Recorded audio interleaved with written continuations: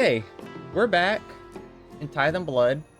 Um, as the title says, when will Act 1 be done, Melty? Just wait until the day that like you're just like, forget it, I'm graduating, and the day after you graduate is the day we'll finish Act One. Like, this is we've been reading. Let me look at Steam. How long have we been playing this?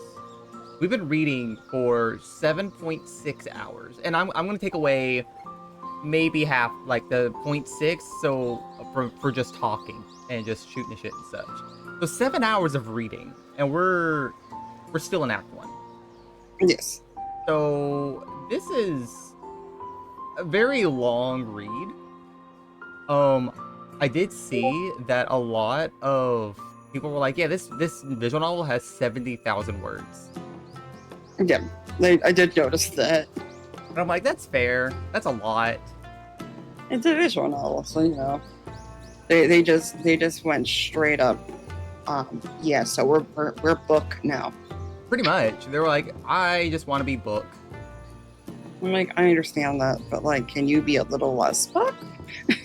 Like, I don't get me wrong, I love storytelling. It's just, damn, I need a breather every now and then. Mm-hmm. So you want to start, or should I be shabby then? I will start here in a second. I was just fixing some stuff on Steam because my Alright. overlay was being stinky. Okay. I understand totally. There we go. All right.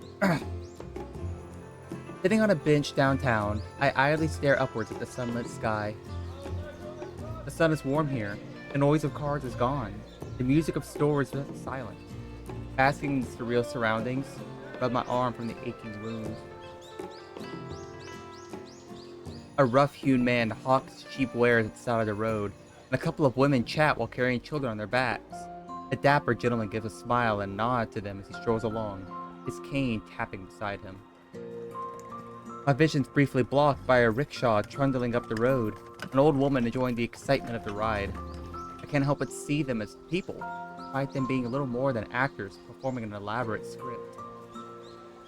But this isn't the world of the Meiji era, but of Yasue's mind. An immaculate replica of a past age, but a replica nonetheless. Yet the sun still shines warmly. The bench I sit on is sturdy and carefully carved, and the buildings up and down the street are built of crafted wood, rather than glass and concrete. Rather than uniformed staff silently poised behind counters, hawkers yell to the passing crowds from open-air storefronts. Horses neigh as people wrestle their bridles, their scent carrying in the air. How strange that a false world shall feel more real than my own. This is a city vivid, almost lurid with life. A city conjured by the woman quickly skipping over in her cheerful sunflower-colored kimono. Yasue's face is no less warm than the sun beaming over her shoulder. She smiles down at me. But as I come to my feet and her eyes meet mine, I can only think of Yonohata's. That darkness I felt from her sister is entirely absent from Yasue.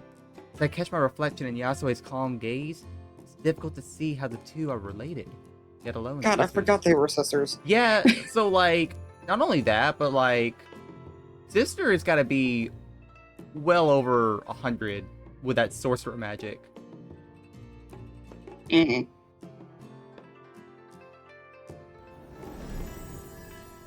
So Yasue be like, I know your sister. I'm going to get you out.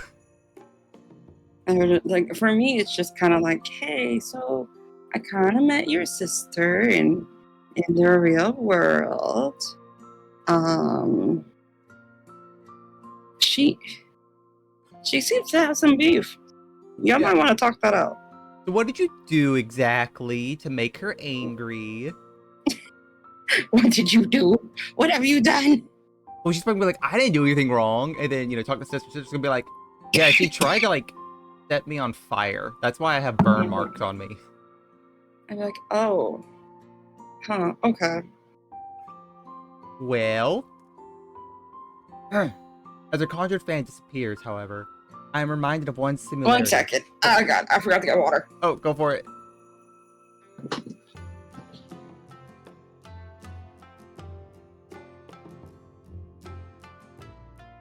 How are y'all doing this morning, by the way? While we're waiting on Melty to get back, let me say thank you to Nariko and Super Extreme 25 for the follows. Appreciate you guys so much. Sorry again that I didn't stream yesterday. Yeah, it was yesterday because it was the night before we caught the kittens. And yesterday I was going to make phone calls. And I made those phone calls. And then Peanut told me after all those phone calls of like, yo, so like my cousin's coming to come pick them up, who runs an animal shelter, so like you don't have to worry about the phone calls. I'm like, I already did them. What do you mean? So I just kind of wasted my whole day yesterday, sadly. We did play some stuff off stream and get some stuff done. Did you enjoy yourself? Huh? Did you enjoy it? Yeah, I had some good time just being by myself for a little bit. Twas not a waste. Yeah. Twas a good spend. Okay.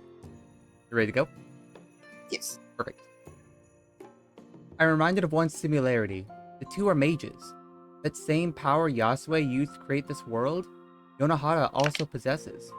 If their powers are opposites, then... Is something the matter, dear? I should tell her what I saw. For days now, I've rehearsed how to explain that meeting at the cemetery. Yonohara's words weigh heavily on my mind. Speaking of a past Yasue never told me. A past of suffering, of loss, and of anger. But as Yasue stands before me now, I can't find the words. No matter what I say to her, it would only bring pain.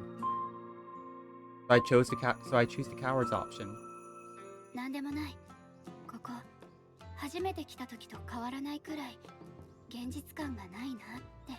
Nothing. It's just that this place still feels as surreal as the first time I visited. She accepts the words cheerfully, which only makes me feel worse. I loathe this side of myself. Yasue moves to speak once more, her eyes drawn to my bulging pocket. She knows what my phone represents now, a rare link to the outside world. It takes me a moment to remember what I'd brought with me, being so wrapped up in Yonohara. My hand reaches to my pocket to pluck it out, her eyes following with poorly hidden curiosity, before eagerly taking the device in both hands as I hand it over.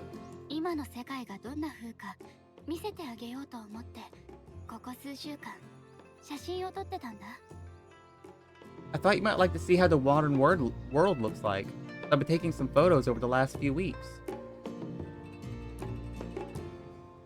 Yasue looks back down to the phone as I unlock it for her, her expression lighting up as the black screen comes to life.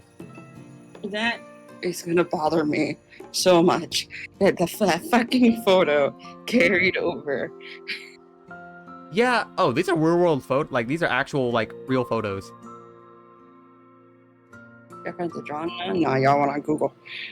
I mean, yeah, just like Google pictures of snowy Japan landscape. I respect it. You know, I respect it. That's understandable. He's already worked out how to open the photo gallery, pausing for my approval before gingerly tapping it. No, we're turning into an iPad kid. You know what? Might as well. She's gonna be stuck here forever. And let her be an iPad kid. True.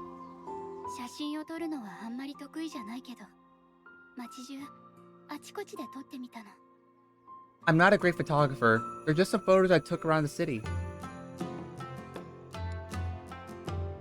All I can do is awkwardly fiddle with my hair as she scans every inch of the thumbnails before pressing on the first new entry.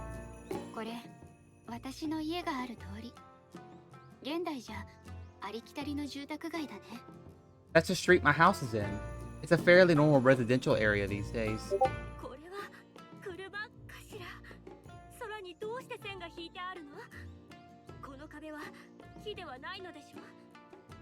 That's a car? What are these cables in the air for? These walls, they're not wood, are they?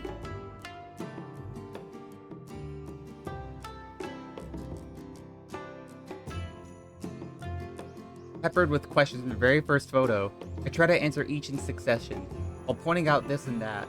I'm forced to think about details of modern life I simply take it for granted.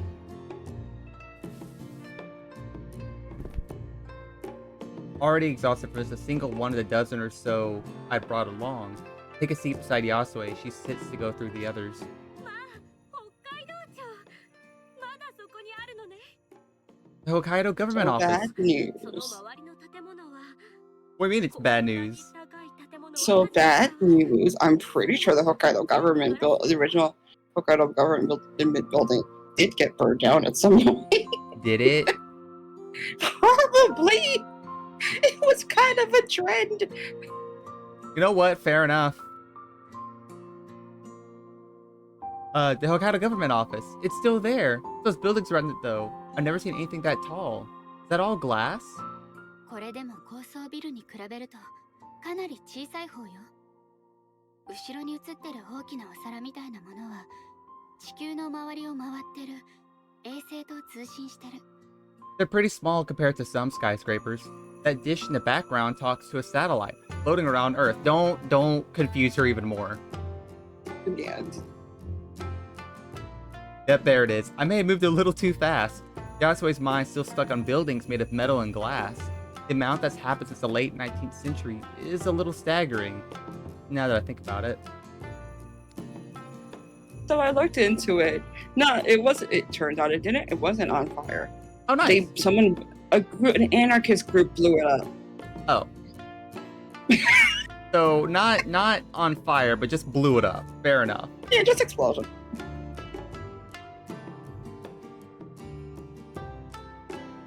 More.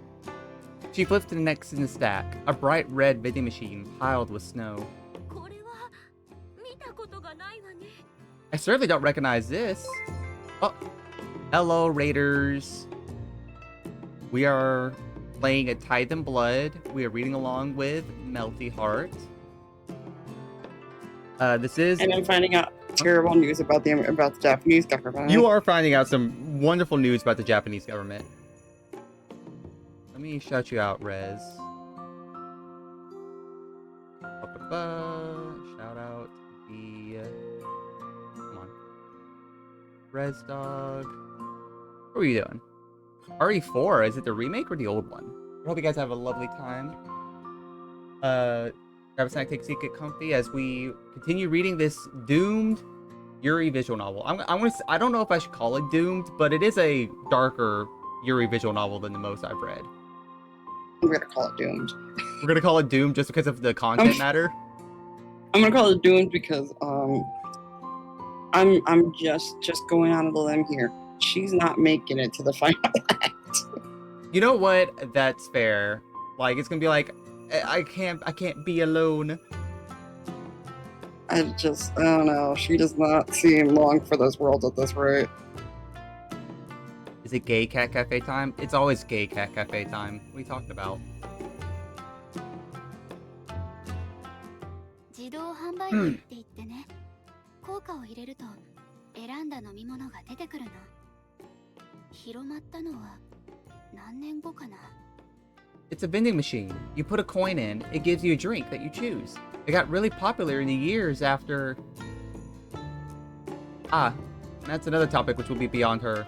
For all the wondrous advances we've made beyond her time, the sufferings of war are barely imaginable, even to a modern person now. Yeah, you gotta be like, so Yasue, there was a thing called World War I and its sequel, World War II. I don't want to tell her that because I fear she would be on the wrong side of the war, and I don't want to find that information out today. That's very fair. Also, the thing is, too, is like I'm trying to remember when the Russian-Japanese War was, because from my vague knowledge, watching Golden Kamuy, if you have not watched Golden Kamuy, please watch it. It's so good. The main character was in around this time frame, and he was in the Russian-Japanese War. 1905. 1905. Yeah. So that means that hasn't happened yet. And she lives in Hokkaido, which is like, you know, a bad place to be. So, question: what era is Yasue living in? She said it's somewhere in the late 1800s. So I would say like 1880s to 1890s. but it's So not Meiji. yeah, like, well, they mentioned that it was the Meiji era, but that's a weird thing. Like, either it's right at the turn of the century, Mhm. but it's before the Russo-Japanese War. Yeah. Because if I'm not mistaken, a lot of Hokkaido was involved in that war. I'm looking into it right now. God. She chose, like, the right time. It's like, I want to be in a time where everything was kind of nice. No war, no problems. This is my idealized world where I have to live in it forever. I'm not going to live in my wartime world forever. Can't blame her. So, Hokkaido was not actually invaded. It wasn't invaded? Russia had plans to invade, but they did not invade. Gotcha.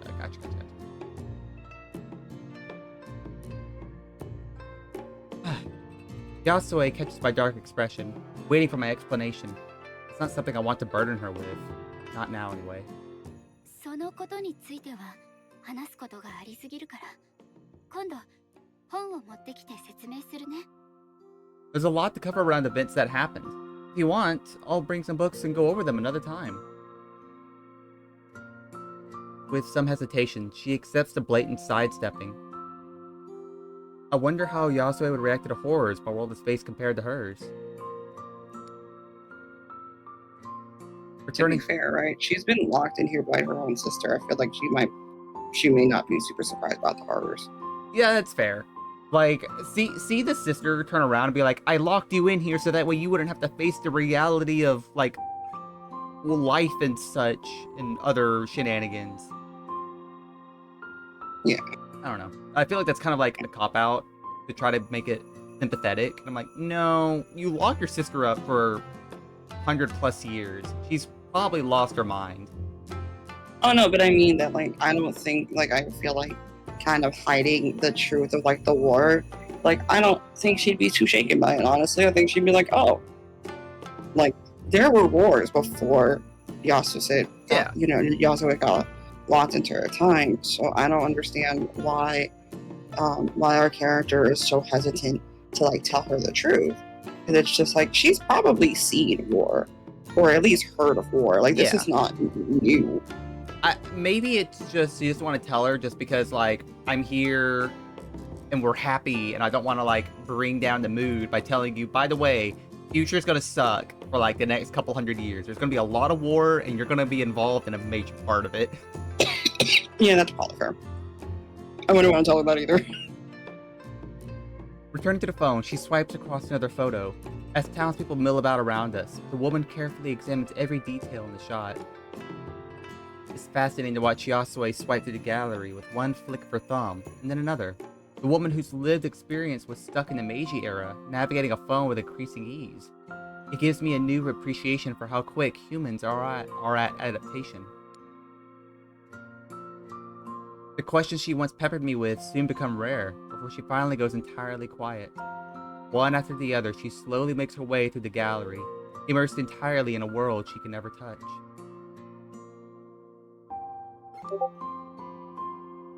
As minutes go by, I realize that this is the only thing I've ever seen her do in total silence.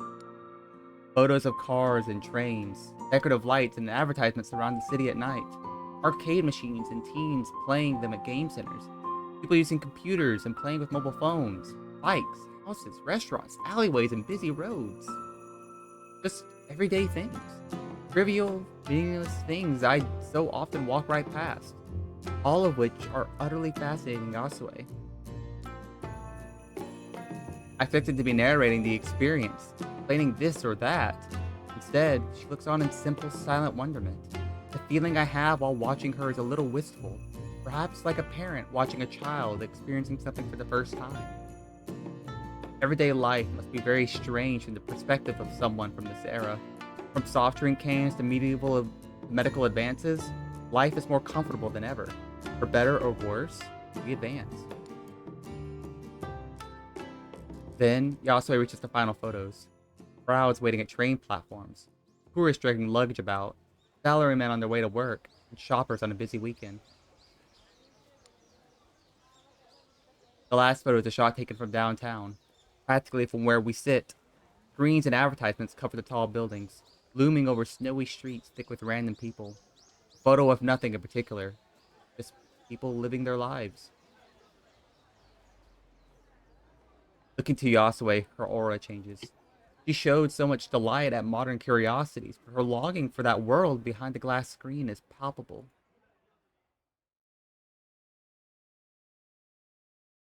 No, not the world inside it.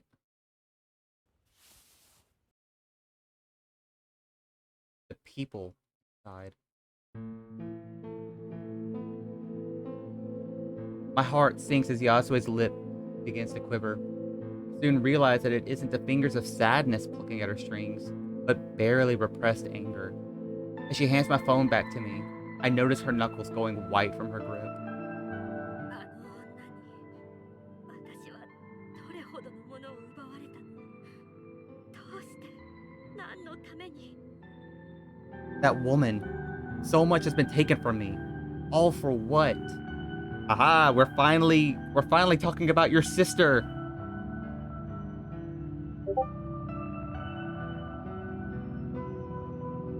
She forgets my I existence. do hope her sister has a reason.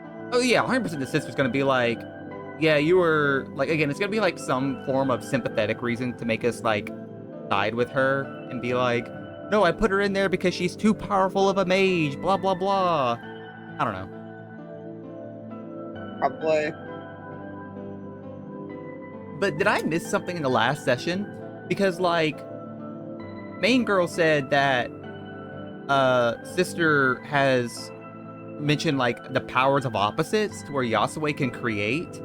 So are we assuming that other sister has power to like destroy? I would say probably that might be why she actually locked her sister in here. Jealousy. But I mean, well, if it is the power to destroy, wouldn't it be the sister that could destroy stuff be in here, rather than the one that could just? I guess because like creating reality or bending reality is world breaking in itself. I think that honestly, the one who created, I'm not entirely sure why. I don't know the logic here. You know, have you watched WandaVision? No, I haven't. Okay, well there's spoilers for like a almost 10-year-old show at this point. She creates a whole town with her powers, so that way she can handle grief. So I guess Yeah, that I've could heard that be, I guess that would be like what would Yasue would do in the real world, and that would just mess people up and feel like this town shouldn't exist, but it's here, blah blah blah. I guess it could be a problem, but I don't. If Sister has the power to destroy things, I think that's a lot more concerning. Yeah. She forgets my existence for some time. She quietly repeats the question to the thin air. I don't dare speak up. Yonohata's existence would only rub salt into the wound. As much as she may grieve those she's lost, Yasue's anger at the one who took them from her is no less raw. Even having met Yonohata, though, I can't guess at her reason for stealing Yasuo away. She seems a perfectly kind, warm person compared to Yonohata's cold, even arrogant demeanor. Time to think over our brief talk hasn't helped endear her to me at all. 何か私にできることはない。復讐でも何でも。 Okay. Back it up. Don't go crazy. If there's any way for me to help, even just to get revenge for you, I'll kill her. I'll kill your sister for you. Don't worry. I mean, I respect it. You know, sometimes the best way to respond to someone is, "Hey, do you want me to kill someone for you?" It's so unhinged, but it's like I'll do it. Don't test me. I love you so much. So. I mean, what? Suddenly reminded that I'm here, her mind snaps back into the present as she looks back towards me. The hate in Yasue isn't stifled that easily. Her stilted smile hardly convincing, nor reassuring. 何もしてくれなくていいの。あなたのような人がいてくれる。それだけで十分よ。 There's nothing to be done, dear. The fact I have someone like you here is enough.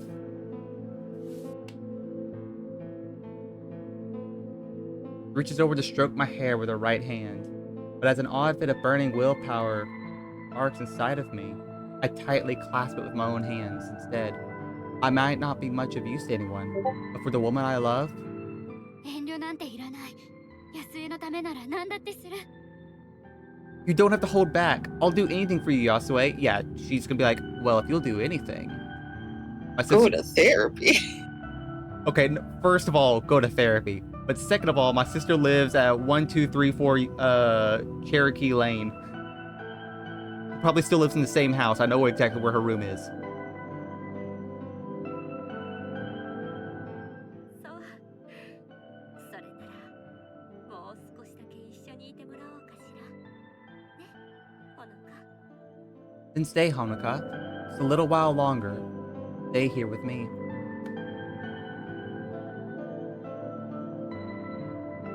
She gives an indulgent smile as she clasps my hand with her own, staring into my eyes as she does. I smile, or try to, but my eyes are so barely free of tears.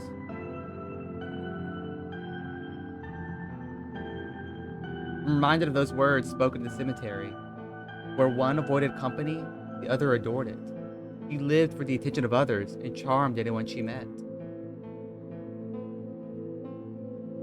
There's no doubt the two are truly related. Yonohara knows her too well. How Yonohara could do this to her own sister, I don't understand. No matter the reason, one walks free, and the other languishes in a cage. For Yasue, my life will appear a momentary flicker. No matter how deep our love, I can't free her nor raise a hand to Yonohara. Our time together will be but a blink in her lifetime of solitude. Whether in my world or hers, I can't save her. Thank you for the water. I was joking that it wouldn't go past Act 10, but it's, or not Act 10, Scene 10, but it's Act Yeah. 1, Scene 11 now. All Oh right. my god. It's your read. Okay. Thank you, Busy. Some people find comfort in cafes, chatting with friends. Others at coffee shops with coworkers while discussing the day ahead. Some would tinker at home, or surrounded by their personal projects or that.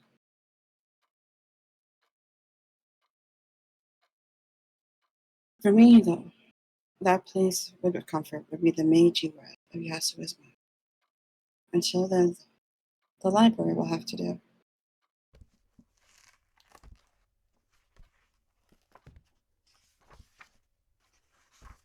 As the shuffling of Shino's work echoes around throughout the quiet room, I silently scan the passages of my favorite book, Isabella Mora, El, El Erin. Its pages aren't worn from age, but from use. It was this which sparked my interest in Italian literature to begin with.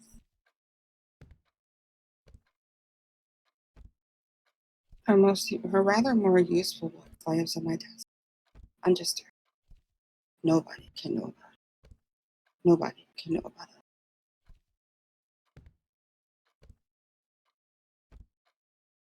Immersed in reading the collection of her songs, I come to the final verse of my favorite poem.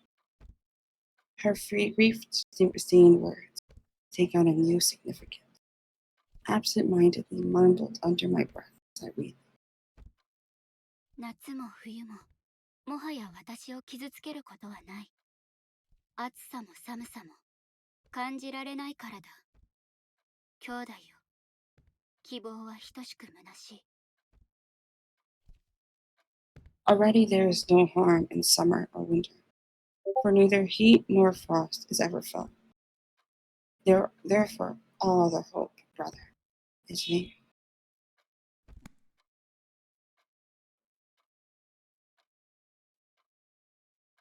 Yes, those will be the final word to her, which I remember. With that, I close the book before me. その本好きなの？ You like that book? Shino's friendly voice makes me look up.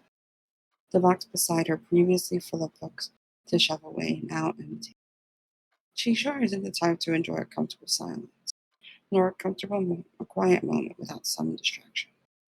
イザベラ・ディ・モーラの詩集。注釈が書かれていて、時々読んでるの。It's a collection of Isabella de Mora's poetry, with some notes in it.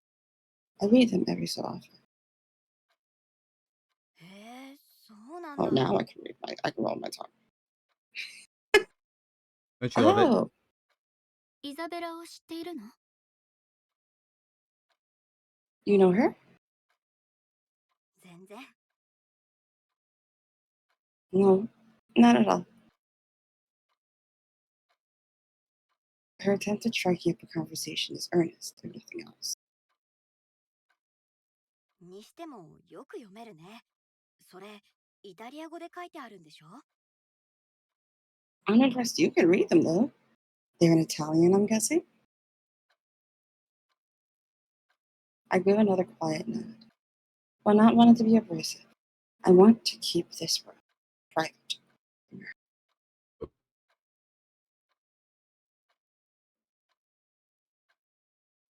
Isabella's work is difficult to read, given its age, hailing from the 16th century, just as a certain other, but it is no less captivating for it. Indeed, that goes to show the universal nature of her feeling.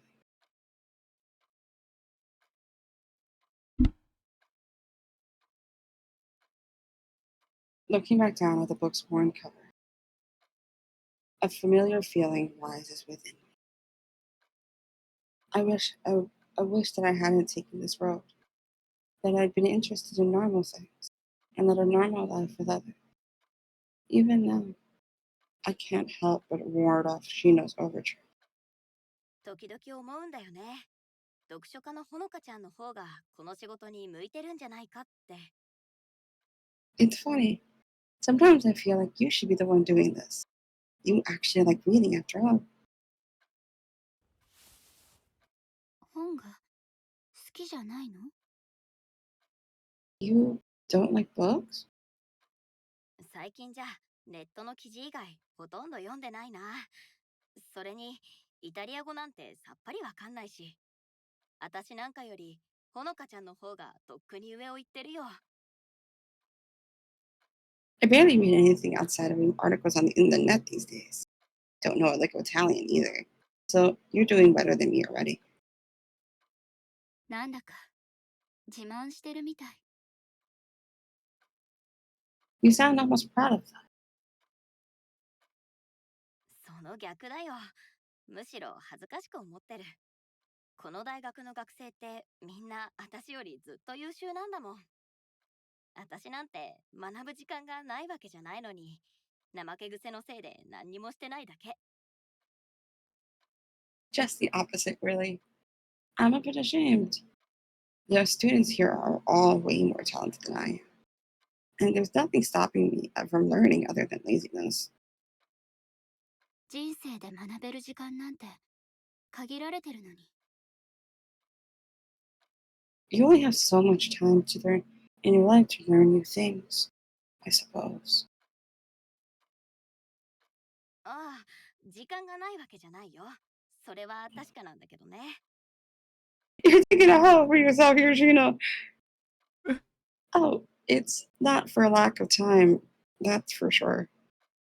私はどっちかっていうと、広く浅く勉強したいタイプみたい。って言えば通じるかな。I suppose I like to learn a little about a lot rather than a lot about a little, if that makes sense.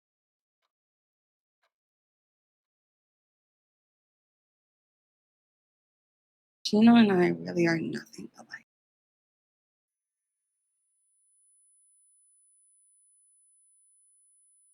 Trying to put her out of my mind, I glance out the window. The depth of winter isn't far away, and with the snowfall only becoming heavier and the sky more overcast. How do people live so easily? Shino can smile and chat so thoughtless, just as Yasuo does. Instead, I just have a hollow, an emptiness that indulging myself in, an emptiness that indulging myself in books can't fill, no matter how hard I try. I perhaps hope that finding love would fill that void, only to have her denied from me thanks to my health. Yet Yasuo smiles every time we meet, while I walk free in a gray world.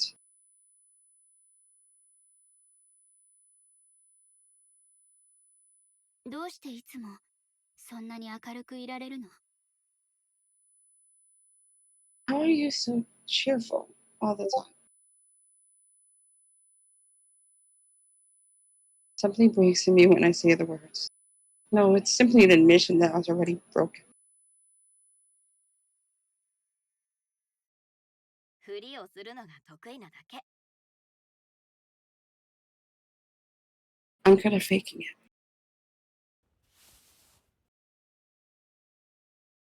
本気でそう思ってくれてるなら言っとくけど、私だって自分が何してるかなんて分かってない。ただ、配られた手札でどうにかしてるだけ。フラッシュのこともあれば、降りることもある。If you mean that the way that I think like you do, it's not like I know what I'm doing in life. I just go with the hand I'm dealt. Sometimes it's a flush, and other times it's a fold.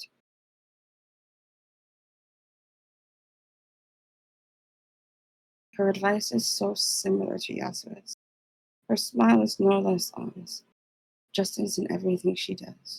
But it's no more reassuring. I don't hate you. I don't think I ever have. Rather, I admire her.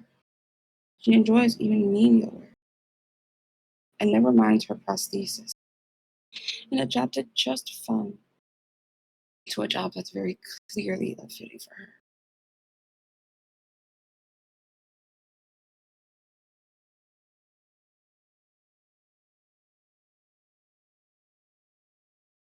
The air becomes a little awkward as I fall silent. I didn't have a particular goal in mind when bringing up such a topic. And she knows love twisting in the wind about how close she really is to me.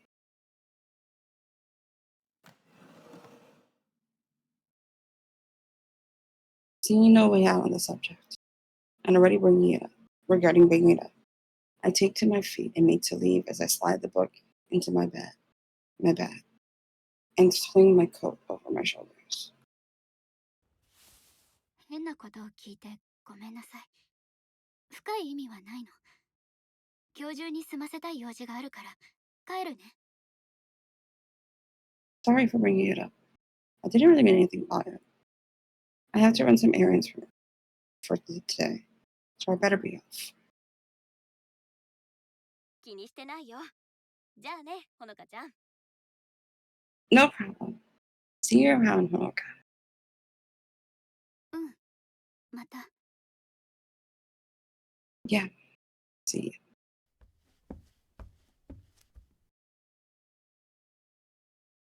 It feels weird to have her address me by name. Already feeling restless from anxiety, I quickly shuffle out.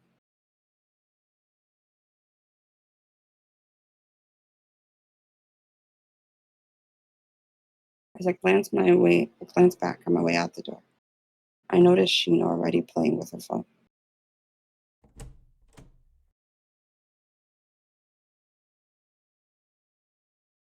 My existence to her, too, will be nothing but a fleeting moment.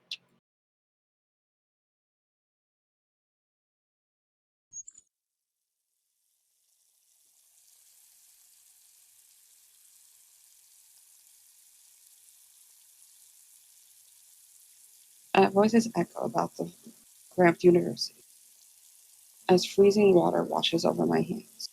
Two women chattering beside me. Out of habit, I eavesdrop on their conversation while subtly looking under my brow at the reflection.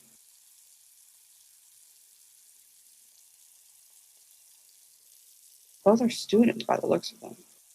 The three of us probably the only ones on campus by now.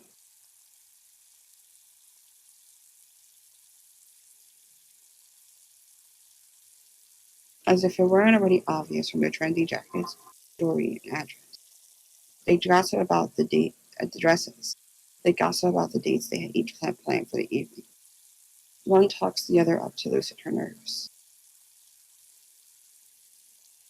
There's a certain gaiety to their voices, both chattering like giddy schoolgirls. I've read so many romance novels, read it in books, and seen in numerous posts on people's feeds. Romance was something wonderful and fluffy, sometimes fiery and passionate, sometimes other times warm and comforting.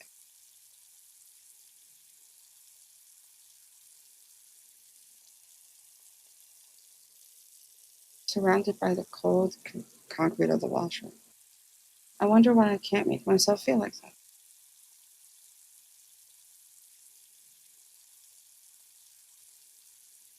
With all the money that I could need to buy fancy clothes, all I have to my name are hoodies and old sweaters. Just as Yonohara said, styles and fashions change, slowly becoming unfamiliar. That's only normal. It's me who isn't. The world keeps changing, but I can't keep up.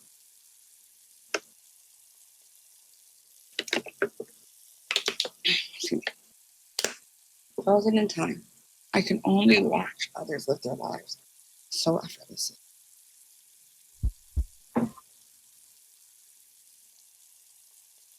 As I watch them, one of the women catches my gaze. My heart skips a beat as I quickly shift my eyes downward.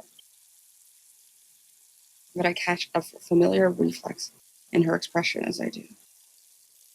An uneasiness at the creepy person before her.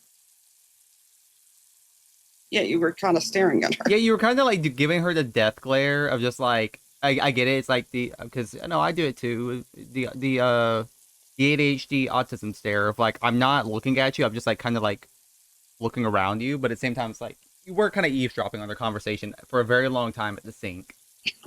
Yeah, I think she was looking at them. She quickly suggests they leave, her friend following as she shuffles out the door.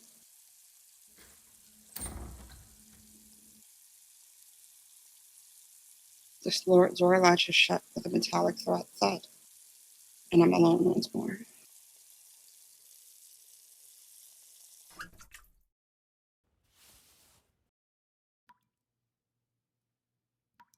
With my hands soaking wet by now.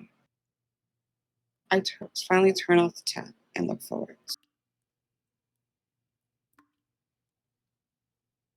The bags under my eyes are worse than they'd ever been, and my skin is ghostly pale. I must look like some malevolent spirit rather than a university student. Yeah, I feel like you should probably see like a doctor about that. Yeah,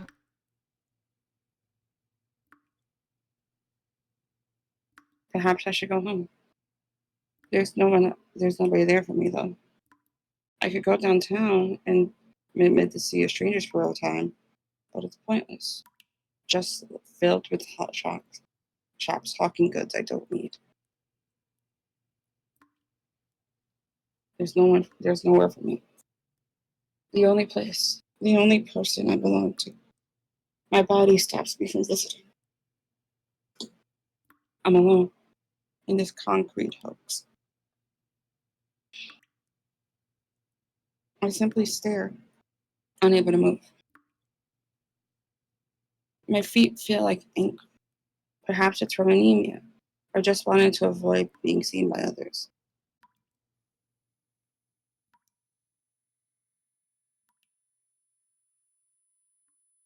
My heart begins to race, adrenaline suddenly filling my body. It has nowhere to go. A sense of panic wells up inside as I stare at the image in the mirror. The person in the mirror is disgusting. You're a coward who can't tell Yasser about her own sister. Their magic is the holic mimic of the real thing. What with other things, their shameful habit, with the resulting scars so barely hidden under their sleeve. Their own appearance creeps others out. They can't cook for themselves. Their interests are weird, and they can't keep a single friend. I don't like them.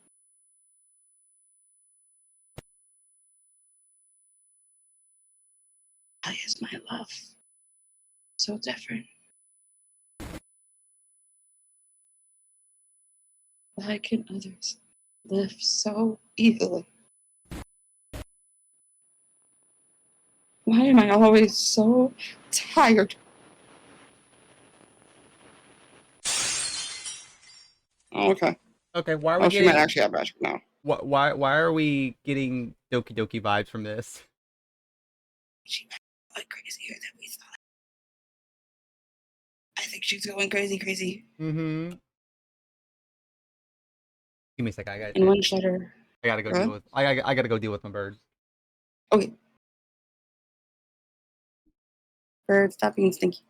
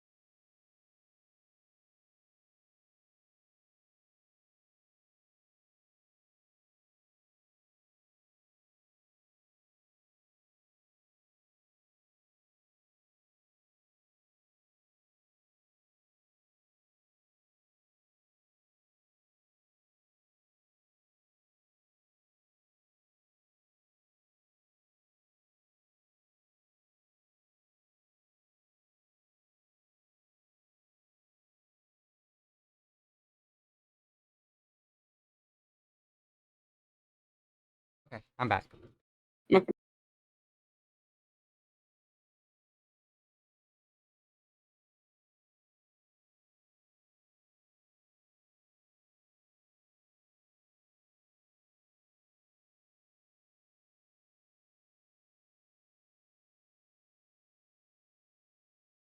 In that one shutter of the train, that unknown person died. No one knew or cared as they buried themselves in their phones. Once the blue tarpaulin was draped over them, they ceased to exist.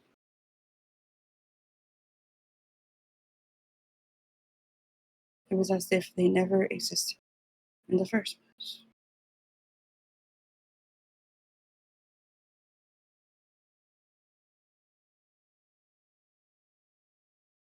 Too.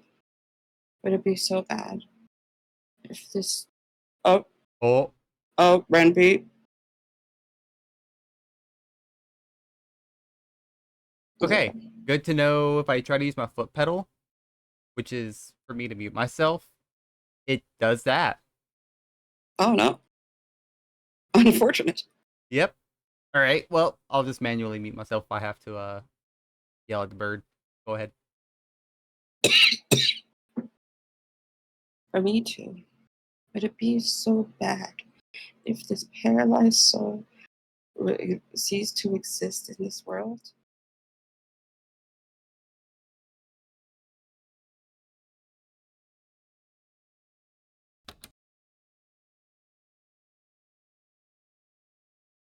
The house lies cold, having turned off the heating. The bathroom and kitchen taps are still, checked again for any dripping. The bed lies carefully set, crisp and neat as ever. Standing in the living room after my last round of checks, I'm confident that nothing will present a problem for those who come after. How odd it is to be so particular about such unnecessary things. I suppose it's only natural after a lifetime of being told not to be a pain for others.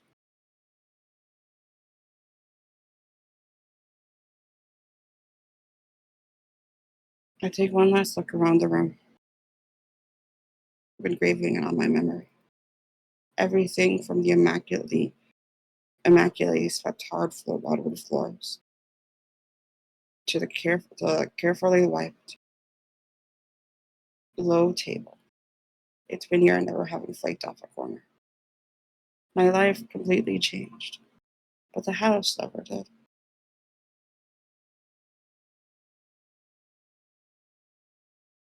In the end, a human life is no different from magic. Once you let go of the rock, it simply drops. I know you said that there was only one ending, so why does it feel like we're getting the bad one? I know. I'm like, and we're still in Act 1, which again, a lot of stuff that's happened feels like Act 3, Act 4 shenanigery. What's gonna happen in Act 4? It's gonna get crazy, I guess. Oh boy. Now, time for me to finally let go. Feeling fearful of letting hesitation build, I turn and walk and make the walk up the stairs to my study.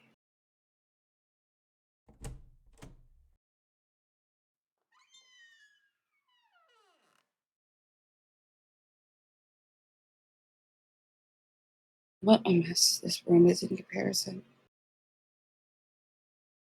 Assorted notes, assorted notes lie strewn around the book in the desk center, still open to the pages on transfer. The floor is tarnished, wine dark stains, punctuated with dusty remains of a chalk circles and glyphs.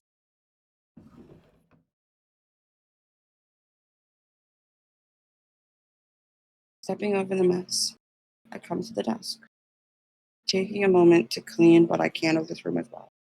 I pull open a drawer and place my laptop inside, followed by the paper reminders and bookmarks. I have little need for them after this.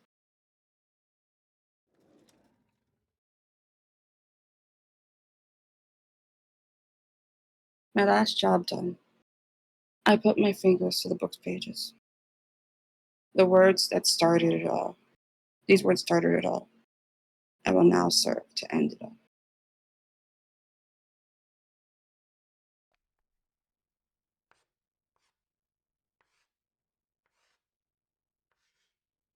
Taking a piece of chalk from beside it, I crouch and begin to carefully draw the intricate pattern. The tapping of chalk on the wood is almost rhythmic, echoing about the small study, as if it were on a classroom's chalkboard.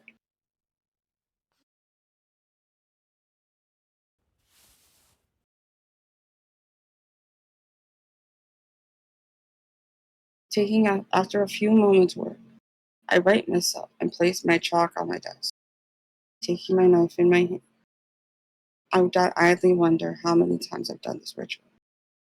How many times the simple act of seeing someone I love took so much from me. I suppose that hardly matters now.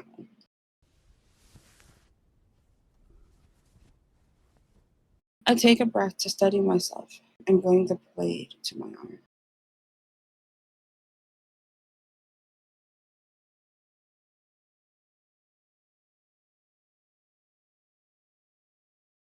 To give myself one final moment to look down, I took one final moment to back down.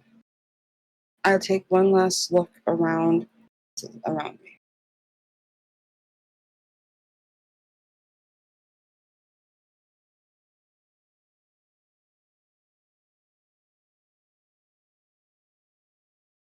The house has seen the laughter of my friends during visits, and the chatter of mom and dad as I return from school. Birthday parties heard throughout the rooms, and get together with relatives bringing their gossip and story.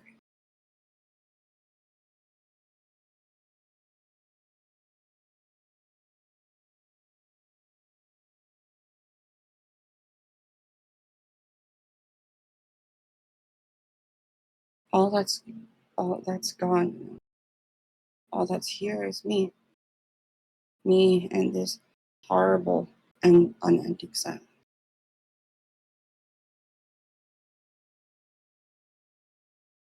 A silence which became too much to bear. Gritting my teeth, I forced myself to slash my knife across my skin.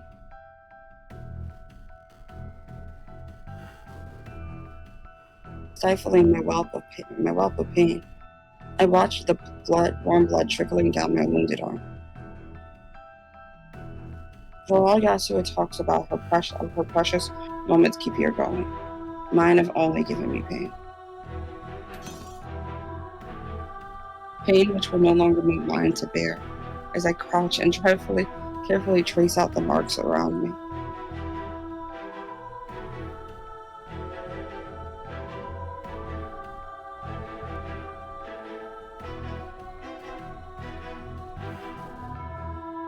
Coming to my feet, I already feel the magic taking hold earlier than it ever has before. Practice makes perfect. I finally found the truth. Perhaps in my last moments, I finally found the true strength of my hollow magic. Practice makes perfect, I think to myself in dark amusement.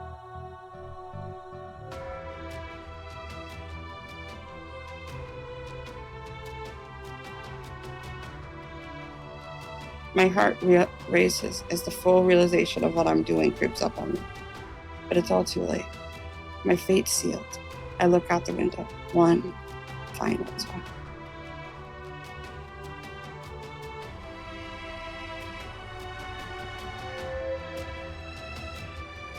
My last view of the world is of the bare branches of nearby trees, faintly peering out from the forlorn winter's fog.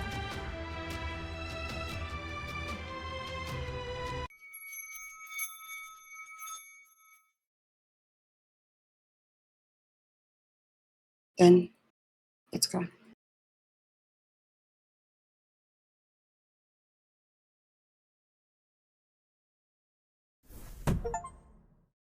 We did it! Finish Act 1! Hey, finally! That was one hell of an act one, damn. Yeah. Are we switching perspectives? We might. They just showed Chino. Oh, then we might. I guess not. Alright, I'll go from here. Alright. A terrible chill hangs in the air. The season proving bitter as it so often is here. On this cold day, a great throng of students slowly shuffles through the piled snow of the university grounds. The day's lecture is finally over. Some gossip freely with friends, while others fawn over their partners. Most, however, stroll silently.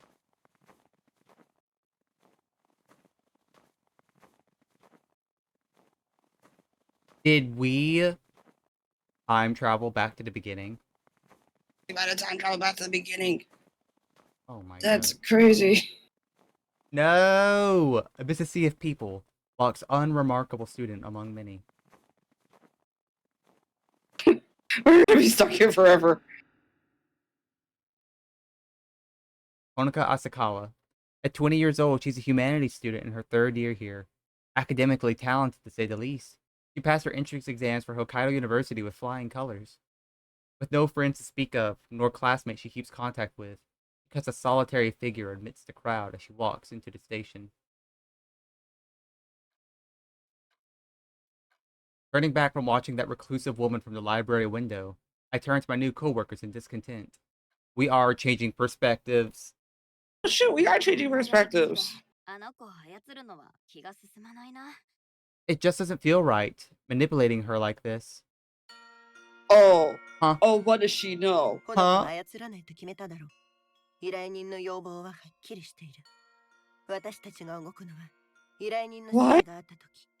普段は監視するだけだ。 Why is there a conspiracy?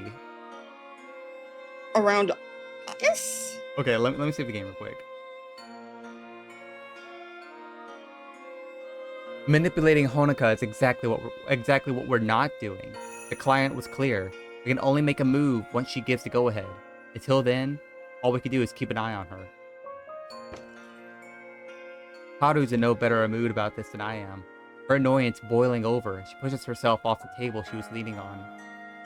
わかんねえな。なんでそんなコソコソするんだよ。さっさとあの子と本を確保して終わらせりゃいいのに。Oh, she has dangerous information. They're just like, we gotta take her out.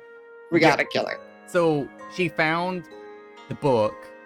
She wasn't supposed to find it, and they're like, shit, well, we can't just like take it from her. So we're gonna monitor her to see if she can actually use it. Mhm. Okay, fine.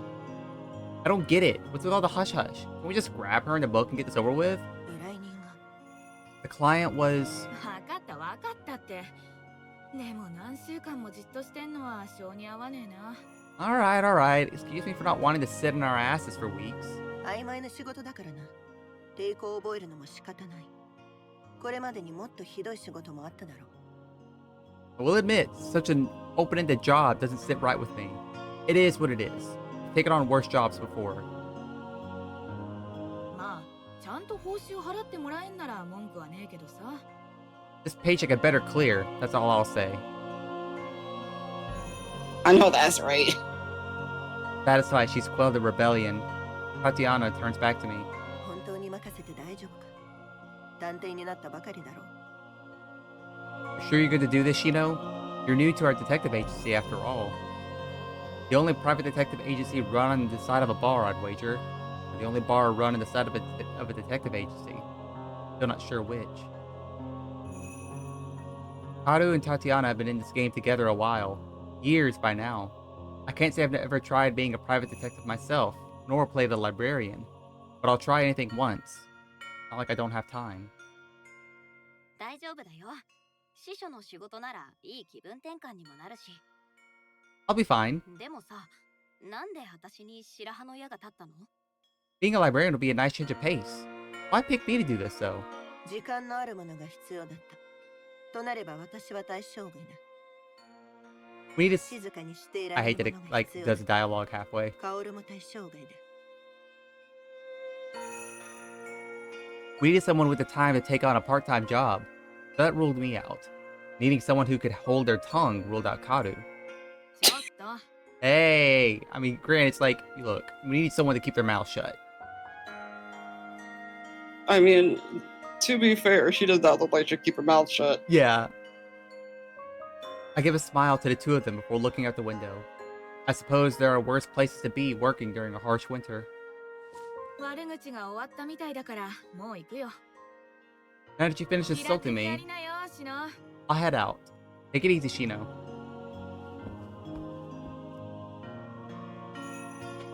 She gives a brief wave, which I return before she saunters out. Tatiana moves to follow her, pauses for a few moments. 何？ Yes? 頼んだぞ。何かあったら連絡をくれ。 Good luck. Call me if anything comes up. わかった。 I will. That was clearly not what she wanted to say. Knowing Tatiana, I wouldn't get a straight answer if I tried. With that, Tatiana's flowing coat swings about her as she turns on her heel. It's amusing to contrast her with Karu as she follows her out. Every moment she makes feeling thoughtlessly imposing.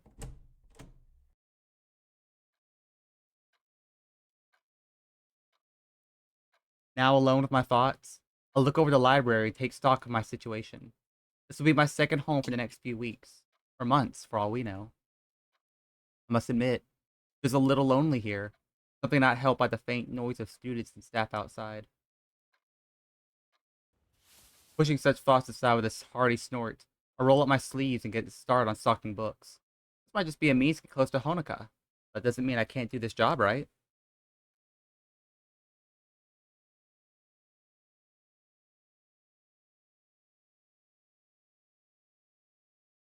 Bro, that was the fastest scene. To ever see. Oh my god. The first few days of working here have been quite an experience. There are two main libraries on campus, called North and Central, plus a scattering of more specialized branches. This being the Central Library, it receives the bulk of the traffic. I initially thought the library lavish, but the hustle and bustle of students and researchers during the day makes it clear the university gets its money's worth from the place. I never thought being a librarian would be so stressful. The day's rush only makes the serenity of the evenings all the more poignant. At least I have times like this to recover. The large and well-stocked library, awash in the glow of sunset, now stands empty save for me and one other. Monica sits at one of the tables, reading quietly as I stack a box of returned books. The previous librarian had left a note that she often used the library to study after hours. Why Honoka started doing this was left unsaid, but it didn't take long to work out. As always, she didn't bother with small talk before getting to studying. I'd expected her to be quiet, but not outright avoidant. I'm sure she'd be a hermit if not for lectures dragging her here. Despite keeping my ear to the ground, I haven't picked up on any rumors about her, or anything being spoken of Honoka at all. She's practically a shadow in any group she walks among, keeps to herself in classes. I wonder if she realizes that she sticks out all the more from her efforts to go unnoticed. もっと早くに言っとくべきだったよね。付き合ってくれてありがとう。I should have said this a while ago. Thanks for the company. Her head jerks upwards in surprise. Honika's face shows little, but her jitters make me worried something's happened to her. 私こそ長居させてくれてありがとう。 Thank you for letting me stay. At least she's not completely blowing me off. Probably as close to an invitation to chat as I'm going to get. So drop my current book in the box and walk over.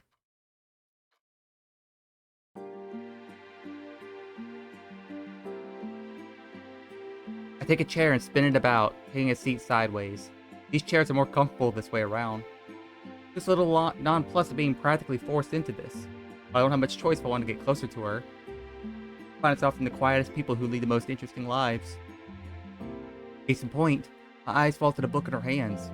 Been reading that one for a while, but reading the Italian titles is admittedly beyond me. イタリア語を読めるの？すごいじゃん。私も言語はいくつか知ってるよ。世界とつながってるって感じがするよね。You can read Italian? That's cool. I know a few languages too. That's the way the world is these days, right? そうかも。私は単位のためだけど。 I guess so. I need it for my degree. Discussion's rudely interrupted by a ping coming from my jacket pocket. Before I realize I've done so, I pluck the phone out and have it in front of my face. The text from Tatiana. I found Honika's social media if you want to see. The link afterwards. Assuring Honika has no way to see my screen, I decided to quietly check it out. No followers. The last post is from a few years back, too. There are some posts from friends in high school, but that stopped back then. A little weird state to so clearly see the stages of her life, down to when her group of friends graduated and went their separate ways. It explains why she's so withdrawn. She had nobody to lean on for support after her parents passed. That just means I'll have to be the one to open conversations between us. Acutely aware that I'm browsing Honika's life while she's right in front of me, I reply to Tatiana with a quick thanks before locking the phone once more. こういうのって本当にすごいよね。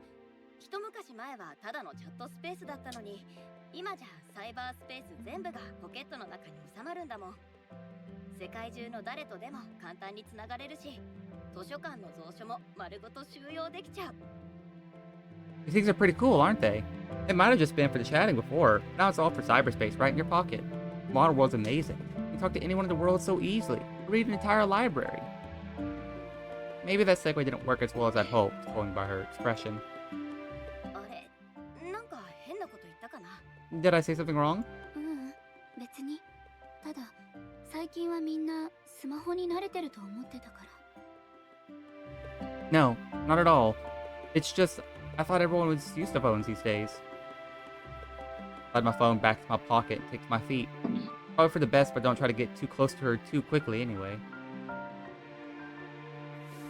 ああ、それはなんていうか。 Ah, well, how should I put this? 私はほら、田舎育ちだから、こういうのを使うようになったのってつい最近のことでさ。コンピューターとかスマホとかまだ慣れてなくて。I grew up in the country, so it's only recently that I've been able to try things like this. Computers and smartphones were all new to me, really.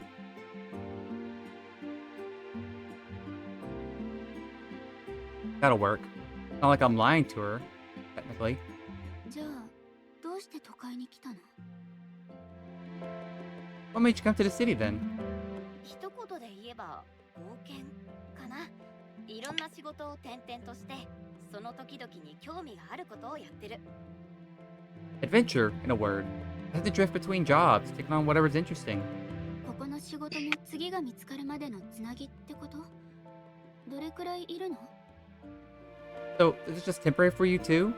How long are you staying? I give a simple shrug. As much dependent on her as it is me. 飽きるまでかな。 Till I get bored of this one, I guess. それって大変じゃない？ Isn't that hard? 別に心のありようさえずれてなければ生きるのはぐんと楽になるよ。 Nah, as long as you have the right attitude, life gets a lot easier. これだって思える生き方があればいいよね。私はいつもどんなちっぽけなことでも正しい形にできたらなって思ってる。軸さえぶれなきゃ目の前で起きてることもあんまり気にならなくなるんじゃないかな。 You have to dedicate yourself to something along the way, I think. Even if it's something small. Always try to set things right in the world. I keep myself thinking that what's going on at any one time isn't a big deal.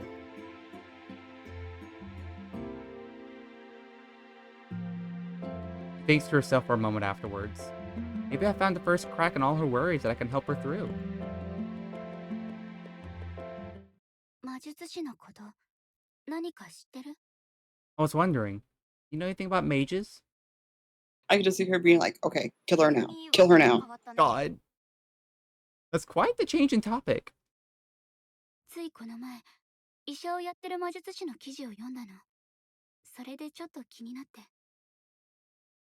I just saw a news article about a mage who works as a doctor a few days ago. It just made me curious. All topics to raise. Should have known that subject was coming. I still have to work to not show it. 気になる存在ではあるよね。珍しいから実際に魔術を使っているところなんてなかなかお目にかかれないし。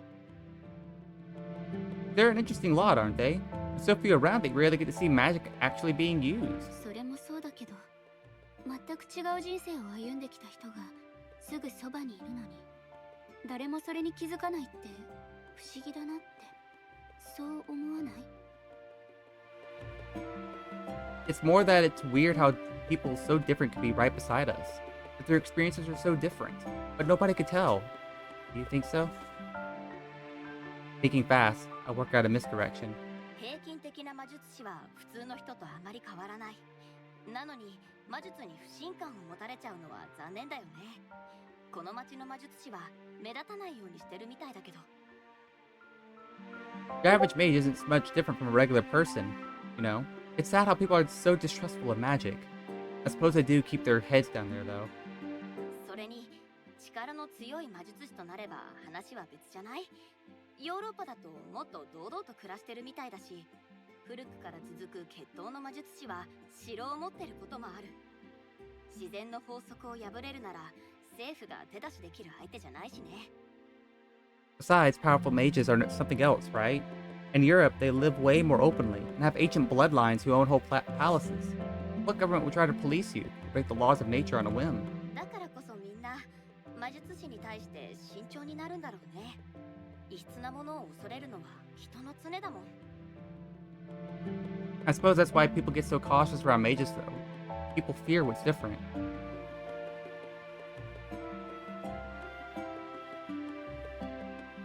I think I managed to hide my relief as she ponders what I've said. At least she doesn't seem to think too badly of mages in general. Just more than can be said for many.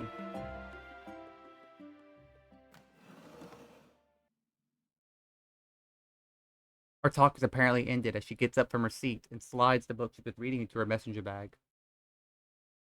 もう帰るの？ Heading home?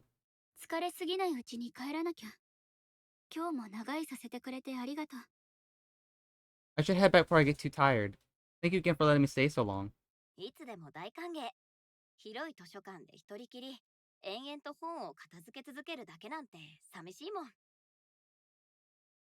My pleasure. Endlessly stacking books in this big building all by myself gets lonely.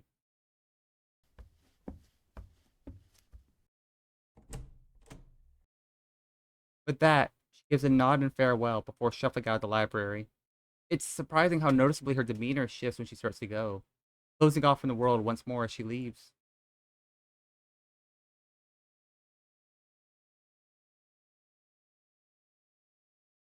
I try to focus on finishing up my work for the day, but the image sticks in my mind like grit between teeth. I wonder what Honoka would be like if I'd met her before her loss.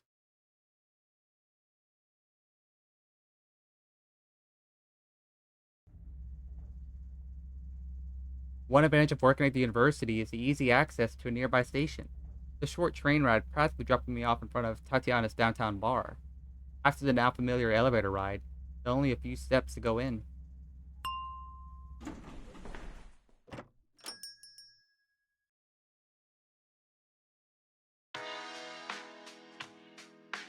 The smell of Can we it. actually pause because there's something I wanted to mention? I find it really interesting that we would have assumed that like she had been this sad and this gloomy forever, but she did actually mention that before her parents died, she had friends. It's not like she's been asocial for her whole life. She had a social life at one point. She even mentioned that for like if the house used to have parties. So like I think that's really important because I feel like that's something that's going to come up later. Yeah. Smell of various alcohols just faintly hangs in the air. Dim lights play on the immaculately polished counter, and inviting bottles of liquors and spirits gleam behind it in all colors of the rainbow, instantly relaxing just as intended. In so many ways, this is Tatiana's slice of the world. Everything's in its place and polished to perfection. A perfect stage for any customer wanting to relax with a touch of class. Then there's Karu. Sitting at a table in the otherwise empty bar, before her lie various small tools. Brushes, screwdrivers, a little bottle of oil, and a couple dozen mechanical components. I recognize that she's fiddling with from even a casual glance, waiting until she finishes applying some oil before interrupting her. テーブルで銃を分解している人がいるバーって珍しいよね。I can't say I've been in many bars where someone's casually disassembling their gun on a table. こういう道具はちゃんと手入れしてやればいざって時に応えてくれるものさ。定期的な掃除と点検は基本だよ。Treat these things right and they'll treat you right. That means regular cleaning and maintenance. So like, is this just like a detective agency or like a bureau for making sure that magic isn't shown to the public, I wonder? I have a feeling it's just for magic because I picked off mage vibes from Sheena. Gaoru probably is a mage. What magic do you have? The magic of gun. Yeah. The power of listen. Like the great fork said, but Taiki Shadow should win all her races because she does have a gun.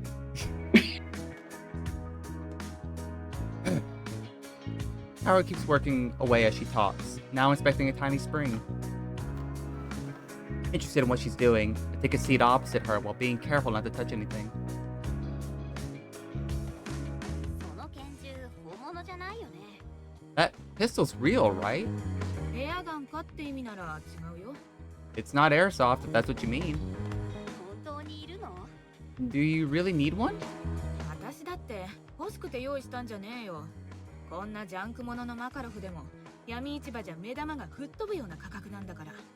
Believe me, I wish I didn't. Even a junk Makarov like this is a ripoff on the black market. つっても文句は言えねえか。調査にしくってこいつに何度も命を救われてきたわけだし。私みたいな一般人が魔術師の相手するからには念には念を入れなきゃ。 Suppose I shouldn't complain though. This thing saved me more than once when investigations went bad. I need all the help I can get when I'm just some regular Joe going up against mages. Oh, Oh, okay, I guess not. so they're hunting mages. That's crazy. Okay, that took a different turn. Yeah. Again, I have the power of gun, and you cast faster than my bullet. Mm. I mean, I'd hope so. It's a fascinating piece of engineering, regardless of its purpose. He begins to put it back together piece by piece, starting from the smallest springs and cylinders and progressing towards more recognizable parts of the frame. そもそもどうやってそんなものを手に入れたのよ。 How do you get your hands on those things anyway? By now, I've learned a few of Karu's tells. Not a hard task for someone who wears her emotions on their sleeve. One I've come to be amused by is the particular sparkle in her eyes as she begins lecturing on this fact of life or that. I wonder if she enjoys my company for the sake of simply having someone to share her knowledge with. だいたいこの手のものの出所といえばロシア軍だね。指揮官や受給係が徴兵用の倉庫からちょっとずつくすねてくんの。旧ソ連の安物から今のロシアの最新兵器までいろんなものをね。 Stuff like this starts its life in the Russian army. Mostly commanders and army officers skimming off the top of warehouse stock meant for conscripts, from cheap ex-Soviet stockpiles to modern Russian arms. それを密輸業者が駐屯地や倉庫で買い取って東ロシアから稚内北部まで運ぶ。稚内までは船で4時間くらいで天気がいいと海岸からロシアが見えるらしいよ。 Smugglers buy it up from the garrisons and warehouses, and ship them from eastern Russia over to Wakkanai up north. Just a 4-hour boat trip. Or you can see Russia from the shore on a clear day. で、日本に持ち込めたら仲介人ってやつを見つけてそこから買えばいい。ざっとこういう流れだね。 Once it's arrived in Japan, find yourself a fixer and you get your hands on whatever comes over. That's how it works. えらくあっさり言うんだね。 Make it sound so easy. 映画じゃもっと派手で危険なミッションに見えるよな。でも実際は地味なもんさ。金を払って車のトランクからトランクへ移すだけだもん。 Movies 中 make it 古の look 家 all 具を買う方がよっぽど面倒。 movies make it look all glamorous and risky, huh? Honestly, it's the most mundane stuff. You hand over some cash and it goes from one car's trunk to another. I had more trouble buying secondhand furniture. Okay, she is way too chill about the concept of buying illegal guns. Yeah, it's like, oh, yeah, I just buy like illegal guns. It's fine. Yeah, she's like, you know, it's really no big deal. I'm like, girl, it definitely is a big deal. Okay, but I will say it is a hell of a lot more. It is extremely difficult to get secondhand furniture. That is true. That's a fair point. I can't argue that. Yeah, it does suck because like you find secondhand furniture and you're like, hey, I want this. Okay, cool. I can bring a trailer. When are you available? And they're like, well, you're gonna have to come to my house. I'm like, well, Yeah. how far away do you live? Oh, I live like 5 hours away. Well, can we like meet halfway? No. I absolutely refuse to meet that's- halfway. That's part of the reason that I've always been kind of worried about like getting like secondhand stuff. Between that and also always being worried that like this stuff will be kind of like defective, and then it's just like, well, fuck you, I guess you paid for secondhand. What do you expect? Yeah, like I feel that way, especially with like, not just you good, Yeah, I'm just dying a little bit. No big deal. like not just furniture, but I remember when I was in high school, like I was 17, Mhm. and someone was selling volumes 20 through 45 of Naruto Oh, for like, I think there was like $50 total. Mhm. And I'm like, that is an absolute steal. So I messaged the person like, hey, I'd love to get this. And I'm like, okay, cool. We can go meet at the Chick-fil-A parking lot. I'm like, okay, easy. It's public. It's at the mall. Not going to be any worries. And I felt so bad because like I get there and I'm in my car, right? I'm a 17-year-old person. And this mom and her kid come out of the car, and he's got all these manga in like a trash bag.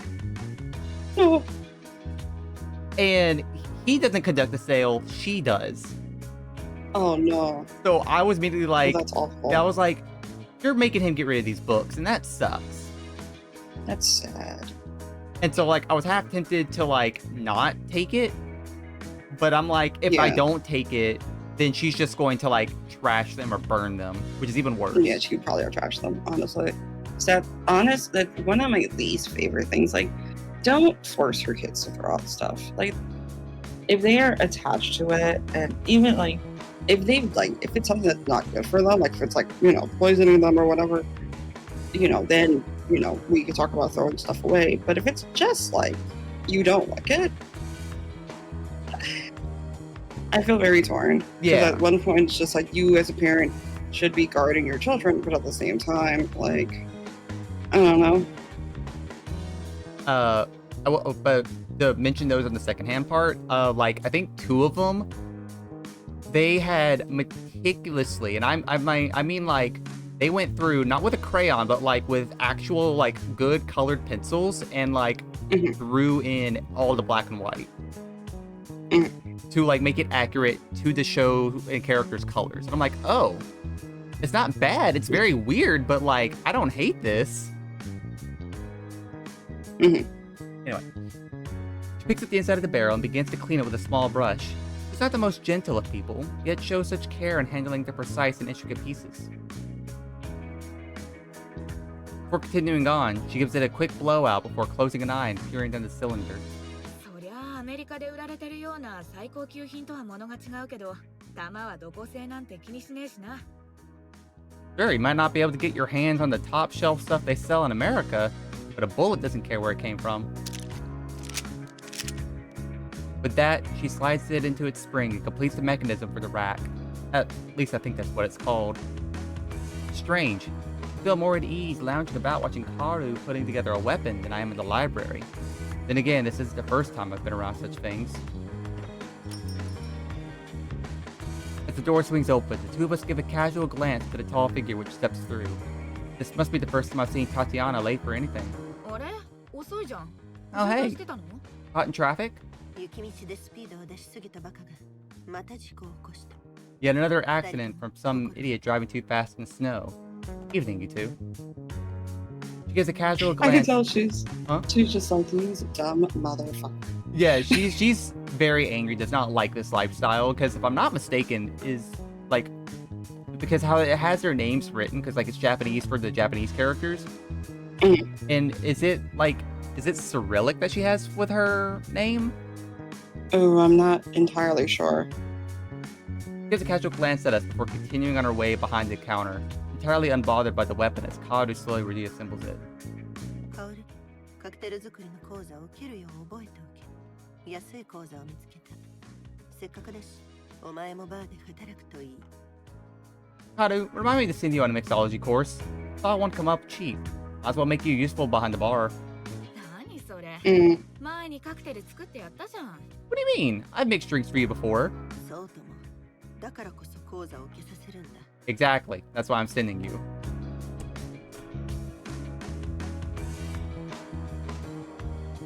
All Kaoru can do is grimace as Tatiana walks into a back room. If she looks at me for backup, I just shrug. It isn't long before Tatiana reemerges after hanging up her coat, her tinkering companion having returned to fastening the screw in the back of the grip. 客に見られる前におもちゃを片付けろ。警察に嗅ぎ回られるのはごめんだ。 Put your toys away before a customer sees them too. The last thing we need is the police sniffing around. 大丈夫だって。まだ誰も来ねえよ。 Come on, it's too early for anyone to come here. The sound of the door swinging open makes both our hearts skip a beat. Kaoru's giving the pistol into the small of her back in an astonishingly quick move. Thankfully, the tired-looking salaryman doesn't notice the gun, disappearing behind her parka as he takes a seat at the bar. すみません。営業前で迷惑かだ。 Excuse me, I hope I'm not too early. いいえ、とんでもない。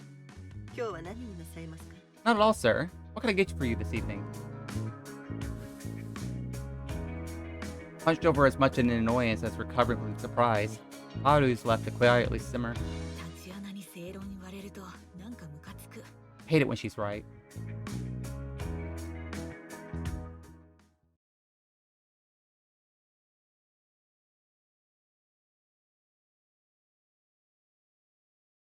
We are going through these scenes quick now. And they would said, "Oh, by the way, Act 1 is over.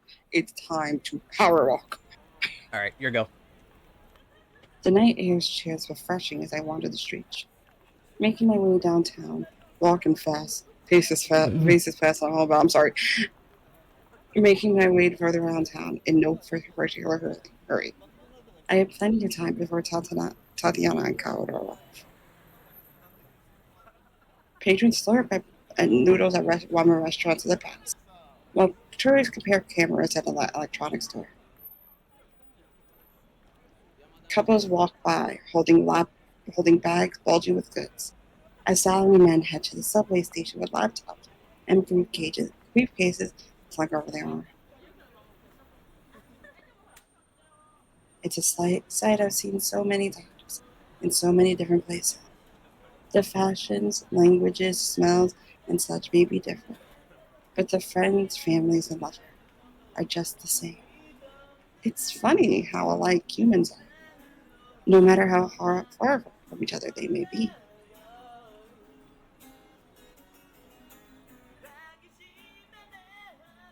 My steps slow to a stop, as one particular person among them catches my eye.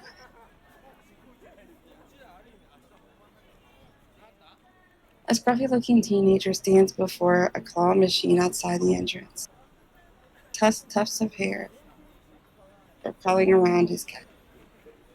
People divert from around the boy as he focuses on his dog, backpack jutting out behind him.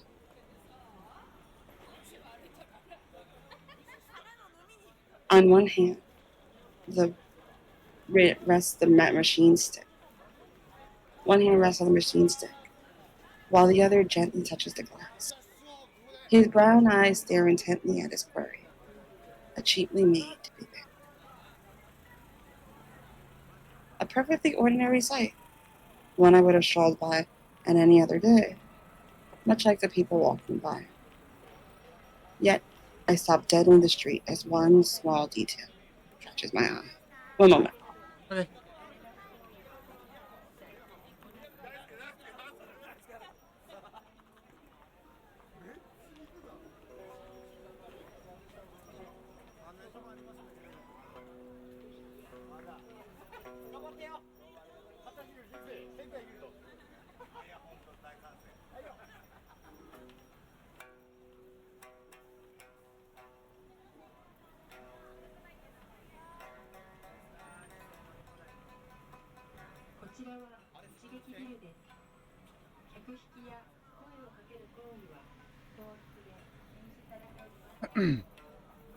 While we're waiting for Melty to get back, schedule will be coming for next week. Will be coming out on Sunday, and we are finally going to be done with Oops on New Games. Well, take that back. We're going to be playing 2 new games next week, but then we'll be getting back to older games. Heads up, we will also be playing the DBD 2v8 mode that's going to be coming out. We'll be playing it with Honks on Wednesday morning. I don't know about the afternoon, though. I'm still trying to find somebody for the afternoon. Alright, I'm back. Okay.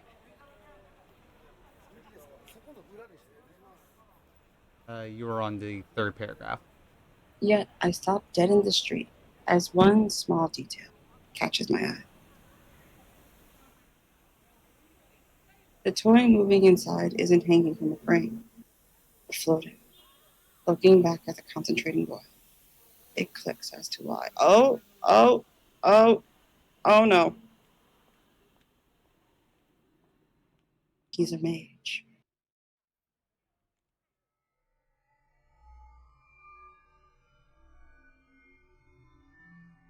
His narrow eyes have begun to glow a beautiful deep blue, unnoticed by anyone else. The very laws of nature are being broken while a bustling crowd moves about him. Goes to show that sometimes You just have to act like you belong. As people walk and shuffle around me, the scruffy teenager pauses and turns into my direction. It's only now that he notice. It's only now that I notice I've been staring.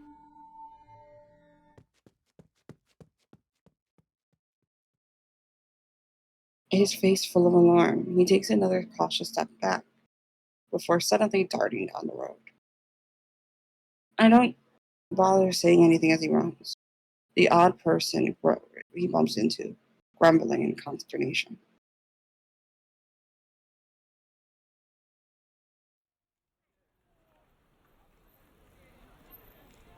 Then everything returns to normal. The normal hum of the busy street resumes, as if this episode never happened. So I walk and join the crowd once more. As I pass by the game center, however, I notice something. あれぬいぐるみが落ちてる。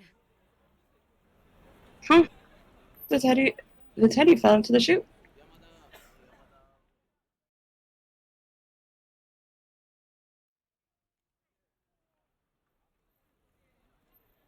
Leaning against the street railing, I idly watch the people coming and going before me. The others should be here any minute now, so people watching will do it past it.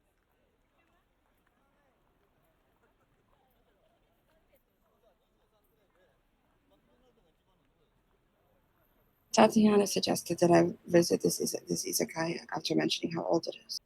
Kaoru, of course, seized the opportunity for a group outing. I'm hardly one to say no to that. I'm just glad to have an escape from my situation with Honoka.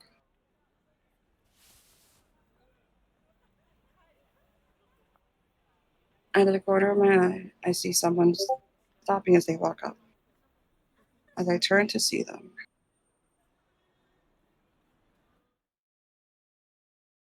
damn it! Oh, this is bad. Thinking on my feet, I wave hello to Honoka and give a disarming smile. Even as I do, I quickly look over her shoulders to make sure neither of the others are walking up. こんばんは。 Hey! こんばんは。 Good evening.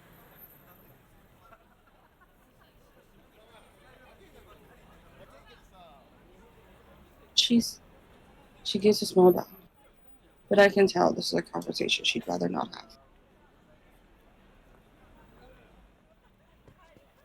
シノおい、シノってば。 Shino! Hey, Shino! And this just got worse. みっけ。おい、シノ。 Found ya, Shino!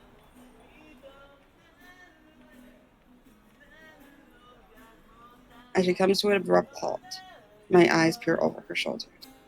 I'm surprised Tatiana's there with her, but that's all the better.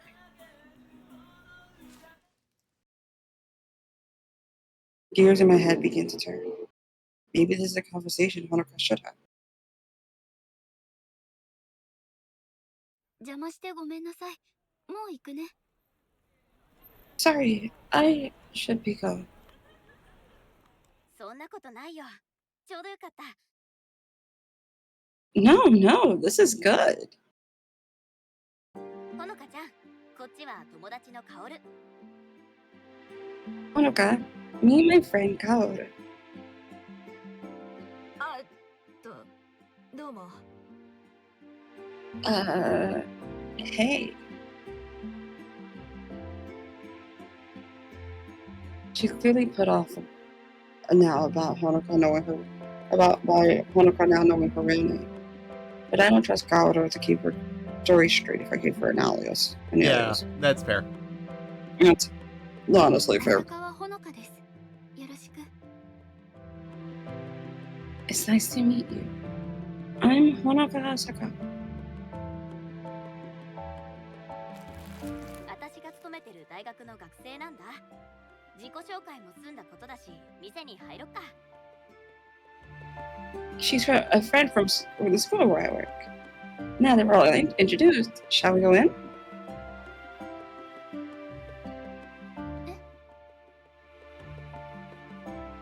Sorry? カオルとそこの居酒屋に行く約束してんの。ほのかちゃんもおいでよ。多い方が楽しいし。ね。 Calvin and I are going to try this bar. You should come with us. The more the merrier, right?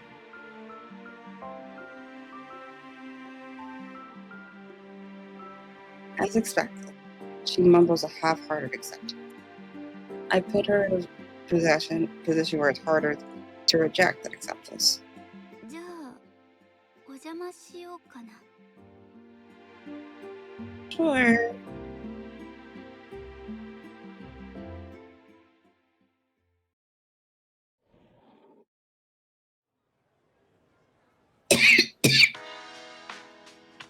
See, ほのかだっけ。まとめて注文するよ。何にする？ Honoka, right? Might as well throw your order in as well. What it'll be? ビールで地ビールをお願いします。 Just beer. A local one. フードは？まあ好きなの頼みなよ。 No fear? No food? Well, suit yourself. Watching these two is painful. Gao's sharp voice reminds me of just how all the lyrical Honoka's soft and smooth tones are by comparison.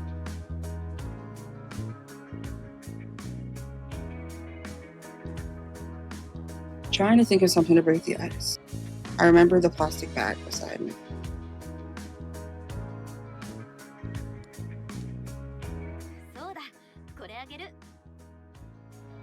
Here, you can have this.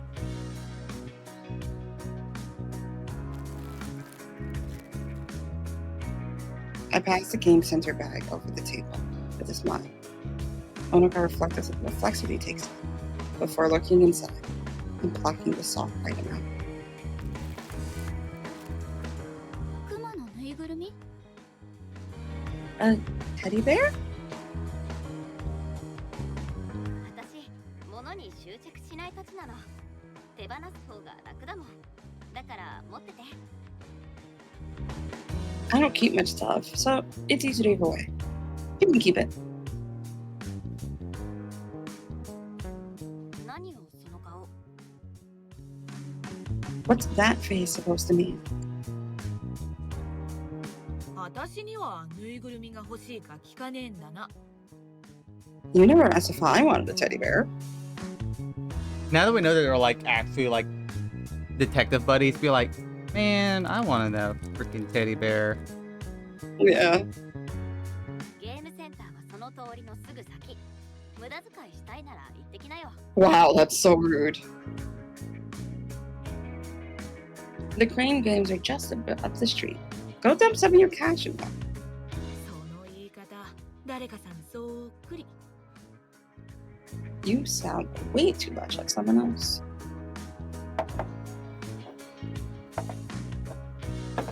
A waitress skitters up and politely sets our beers on the table before us, taking off the couch before heading to another table.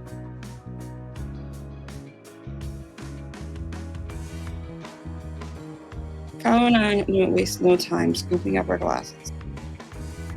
But I noticed a little hesitation from our companion.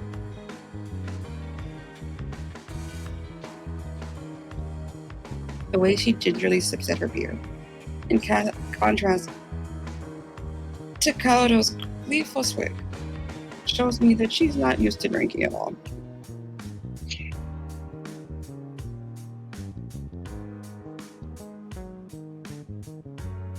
I quickly start on my own to stop myself from staring at her.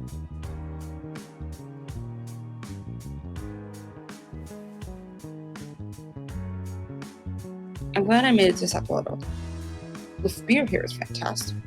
It's not too hoppy, and while still having a rich taste that push it past the usual mass market beers. I've had a good few in my time, but this is really one of the best.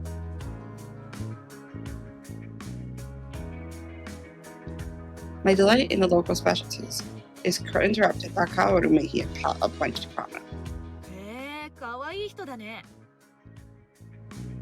Oh, she's cute.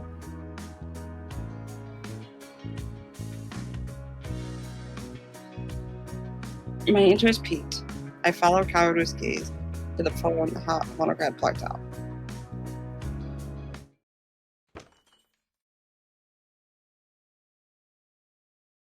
I can only snatch the briefest glimpse of what's on the screen. A lady with white hair, and possibly Honoka herself, before she pulls it away in a panic. ごめんごめん、つい気になってさ。 Sorry about that. Curiosity got the better of me.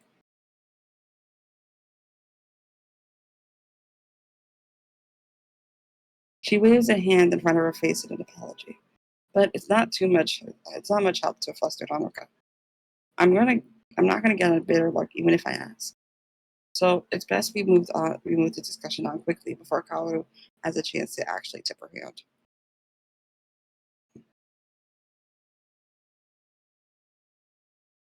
Thankfully, Honoka's the one to move this conversation on for her own reasons. 二人は知り合ってどれくらいなの？ How long have you two known each other? 1ヶ月かそこらかな。 A month or so? Please don't give away more than you need to.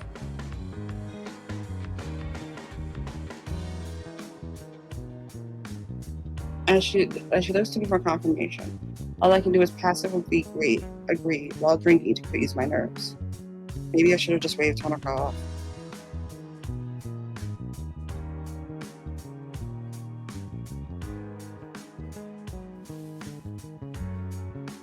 Pulling Kaoru into conversation with me helps, to the point that I had a sigh of relief when I see Honoka checking the time on her phone. もう遅いし、そろそろ帰らなきゃ。誘ってくれてありがとう。It's getting late. I better go. Thank you for having me. 全然いいよ。来てくれてありがとう。じゃあ、また来週図書館でね。 No worries. I'm glad you came along. I'll see you at school next week. じゃあな、ほのか。今度また見かけたら声かけてよ。遊びに行こう。 See you around, Honoka. Say hi if you see me. It'd be cool to hang again.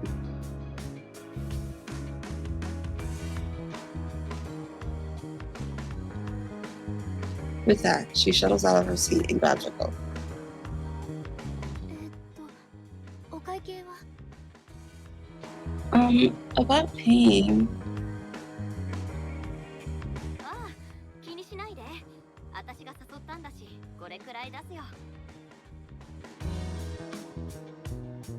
It's fine. Don't worry. I can swing this much after dragging you along. ありがとう。 Thank you.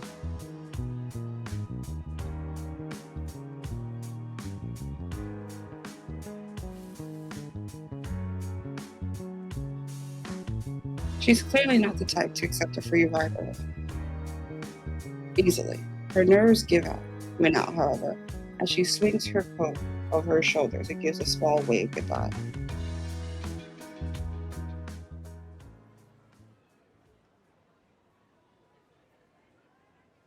Two of us can't help but watch her leave, holding our breaths as she disappears out the door.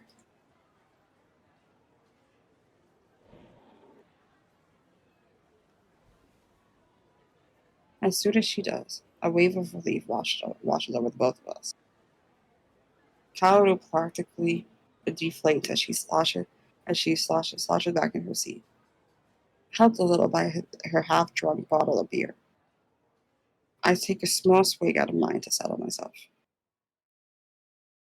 思ったより緊張した。 That was more nerve-wracking than I expected.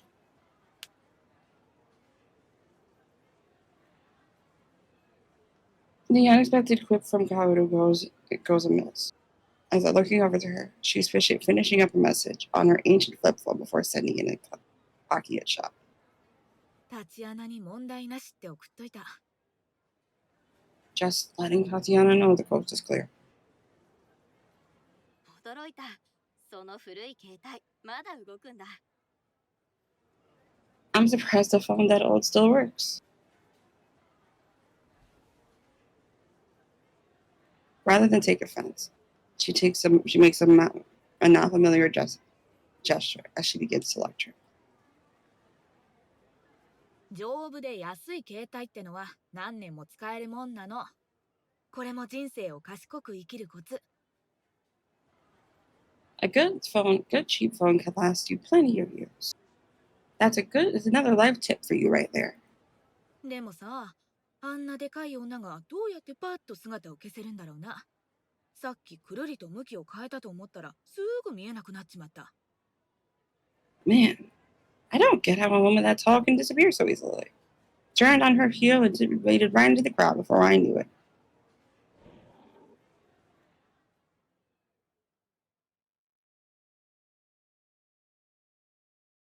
Her gaze is taken by that same woman entering the izakaya. Her sweeping and self-assured demeanor, making her a dominating presence in any room as she enters. A good quick glance around her shows her where we are. Tatiana wasting no time in striding up. 人口200万の都市でこうもたやすく総合できるとはな。 A city of 2 million people, and we still practically collide.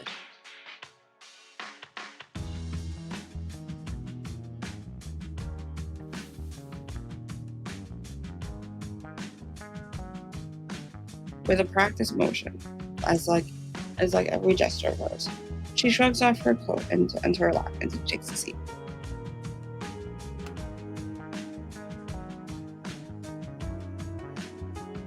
After scanning the table, her hand quickly swipes up Kaoru's beer before the other can even react. もらうぞ。 I'll take that. おい、 Hey, 新しいのを注文してある。それより I'll buy you another. In fact, 今ここでどんな魔術師も持ち得ない力を見せてやろう。ほんの一握りの人間しか持っていない力だ。 here and now, I'll show you greater power than any mage can wield. Something only a handful possess. つまり、今回の仕事のお目合わせに、ここの支払いを会社の経費で落としてやると言っている。 The 好きなだけ ultimate 注 power. 文するといい。 That is an ultimate power. That's the ultimate power. To make up for this job tonight. To make up for this job tonight on the company's credit card. Tonight's on the company's credit card. Order what you want. I'll chalk it up as a corporate. 待って、マジでいいの？ Wait, really?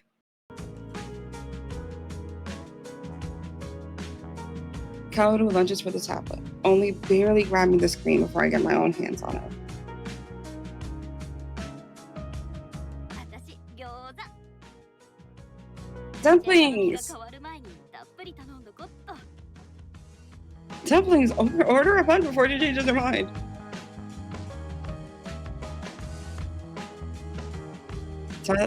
Tatiana grimaces, but manages to hold her tongue.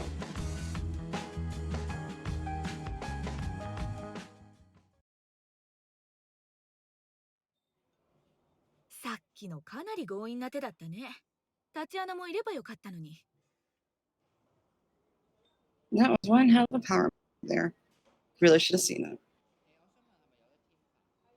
からかわないでよ。 Stop teasing me. 本気だって。ほのかを直接私に紹介するんだもん。マジですごい判断力だよ。一歩間違えば大惨事じゃん。 I mean, straight up introducing me to Honoka? You're quick on your feet. That could have been a disaster. お前に対する直感は正しかったというわけだな。よくやった、シノ。My intuition about you was right after all. Good work, Shooty. I shrugged. Being good at hiding my intentions isn't a skill I'm particularly proud of. で、タチアナの方はどうなんだよ。お姫様のこと調べてるんだろ。 So, what about you? I assume you've been digging into our princess.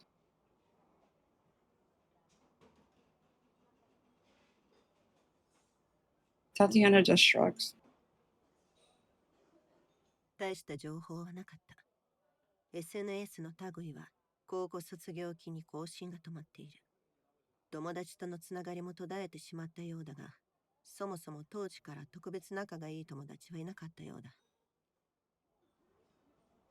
There wasn't much to find. Her social media went dead after she graduated high school.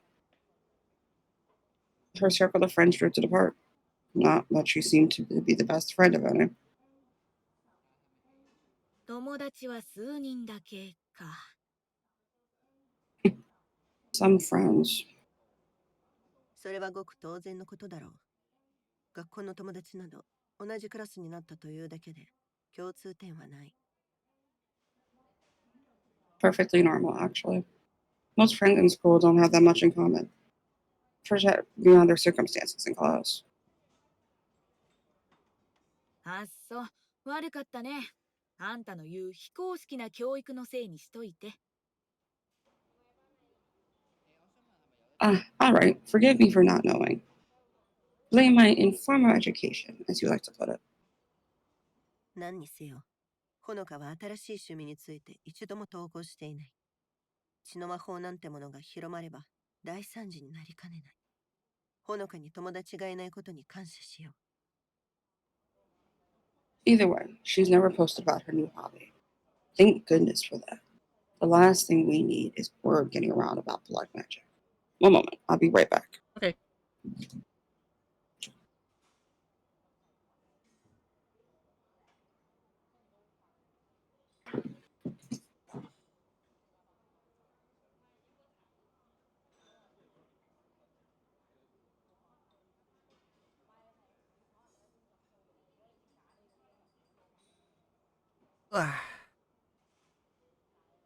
When Melty gets back, we'll let her read for like another. I'm gonna try to get through a couple more scenes to finish up, but we are gonna wrap it up here soon.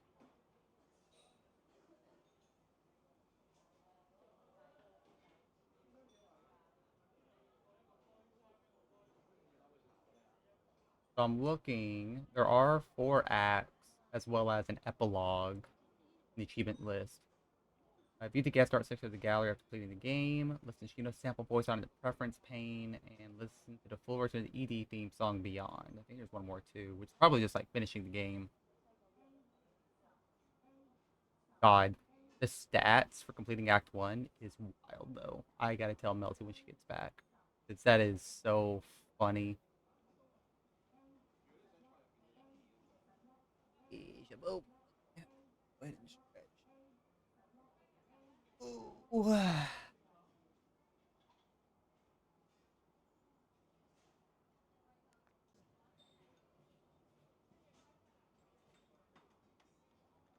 Hope y'all are having a good time enjoying this visual novel. I'm taken aback how the game like suddenly shifted to, oh yeah, it's like a mage hunting detective agency, which is wild to me that they were thinking that they could just do that and just switch the storyline and gameplay up.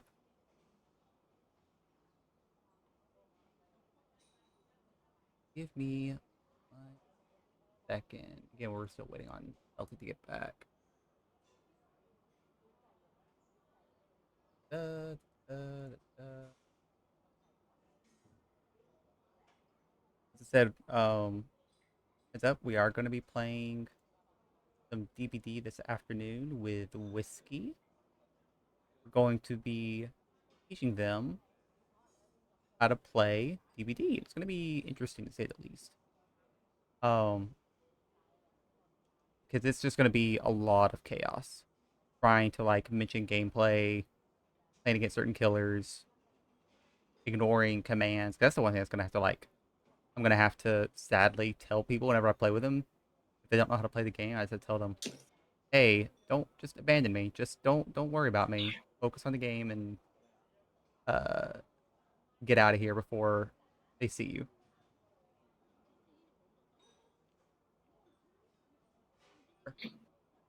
Okay, I'm back. Okay. We're only gonna play for a little bit longer. Yeah. Okay. Go ahead.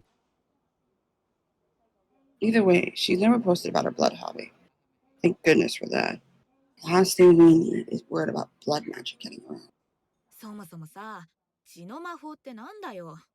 タチアナと何年も組んでるのに、今回の仕事で初めて聞いたんだけど。It is blood magic anyway. Never heard of it before this job, even after all these years with you.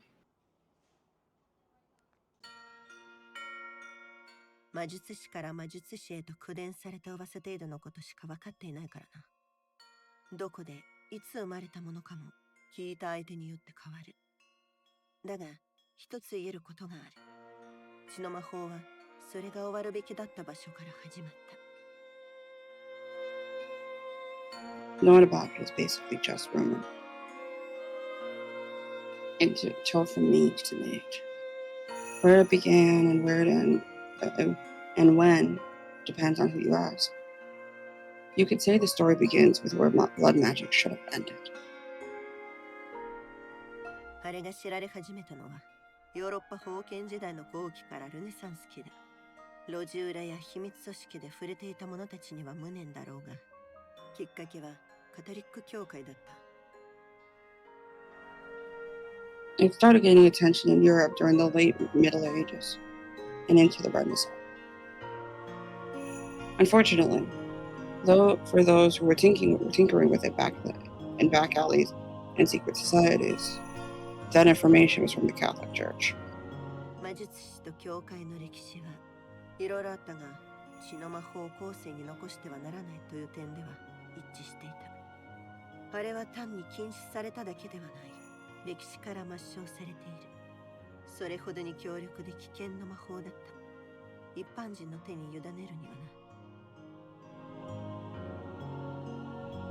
Mages in the church have a troubled history.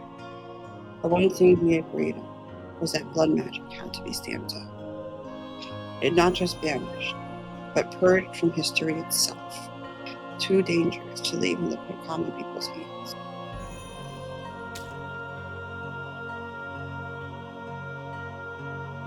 勲章に暗殺、おびただしい人数の処刑を経て、その痕跡は徹底的に消された。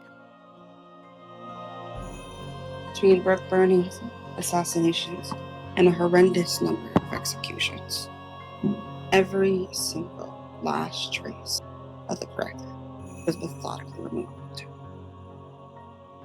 たった一冊の本を残してね。 Except for one single book. 教会が恐れるのはわかるけどさ、なんで魔術師まで？あんたたちも潰そうと躍起になってんの？ I can get the church having problems with it all, but why mages? How are you so bent out of shape about it? 日本国内で他のどこよりも北海道に魔術師が多いのは、政府が開拓使を利用して私たちのような魔術師を東京という権力の中心から追いやったからだ。開拓中に何人か死んだところで渡りに船だっただろう。 The only reason we have more mages here than anywhere else in Japan is because the government used the power of colonization of Hokkaido to force our kind well away from the center of power in Tokyo. If a few died during settlement, all the better. 日本だけではない。魔術師は世界中で迫害を受けてきた。私たちは何世代にもわたって暗黙の絆とも言うべきつながりを共有している。It wasn't only Japan either. Mages have been persecuted the world over. We share an unspoken bond after generations of being ostracized at best and at worst. 長年にわたって迫害されてきた私たち魔術師と同等の力をポットでの者が手に入れたとしたら、その力がいかに無意味で恣意的なものだとしても不愉快だと言っておこう。 That's just to say, it rubs the wrong way if anyone could have our powers after all that. To think it was so arbitrary and plain. I mean, but she is kind of dying for the powers. I don't know, like, 魔術師ってやつ Yeah. ほんとひねくれてるよな。 doesn't feel the same. Mm. Everything about you mages is so cynical. もっと現実的な問題もある。噴書なんて情報統制は現代では通じない。今のご時世、情報がどう広まるか想像してみて。 Well, then there's the more practical problem. Book burnings may have worked for controlling information back then. But imagine what would happen these days.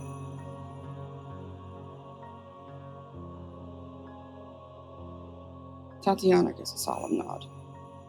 もしほのかな Okay, ら I'm gonna あ pause の it 本 here. のページを写真に撮ってネットにアップロードでもしてみろ。 I was trying to find like a good spot where like it could be like we could just have basic information, but I think we'll stop it there. Yeah, I think that's good. All right. Okay, so we finally got through Act 1. Time traveled back. We got there. And now we're finding out secret society and assassinations and whatnot is a lot to take in to A say. lot going on. Well, thank you, Melty, for joining me for this stream. Where can people find you? You can find me on Twitch for my last week, next week actually, at MeltiHeart. Find me on Twitter at MeltiHeart, and on YouTube at MeltiHeart ASMR. Okay, perfect.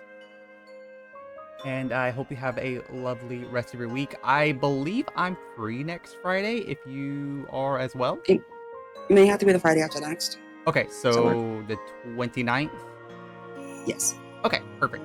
So I will put that in my calendar that we'll come back to the 29th to get through more of this chaotic story, to say the least. Yeah. I mean, I'm getting into it. Oh yeah, no, I'm into it. It's just like, dang, it just took so long to get through that first act. I was like, are we really gonna be in the first act like 4 streams in a row? God, right? Well, in the meantime, we are going to raid my good friend Mo. They're playing some Peak. Oh.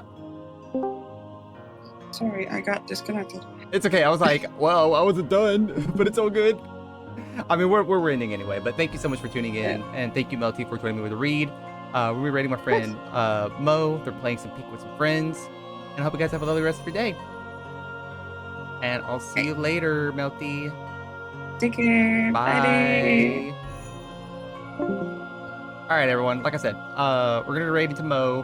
I'll be back this afternoon at 1:30 p.m. CST. We're gonna come back a little bit earlier so that way I can have more time with Whiskey, teaching them how to play DBD. Because like I said, it's gonna be a little difficult trying to teach them and play at the same time. The ladder did get reset, so we are gonna be at the same rank. So at least it'll be easy because we'll be playing against baby killers, or at least we should be playing with baby killers. I don't know if my internal MMR is like stuck at a certain point or what, but we'll find out. But I hope you guys have a lovely time with Mo, and until next time, y'all, see you next time. Bye.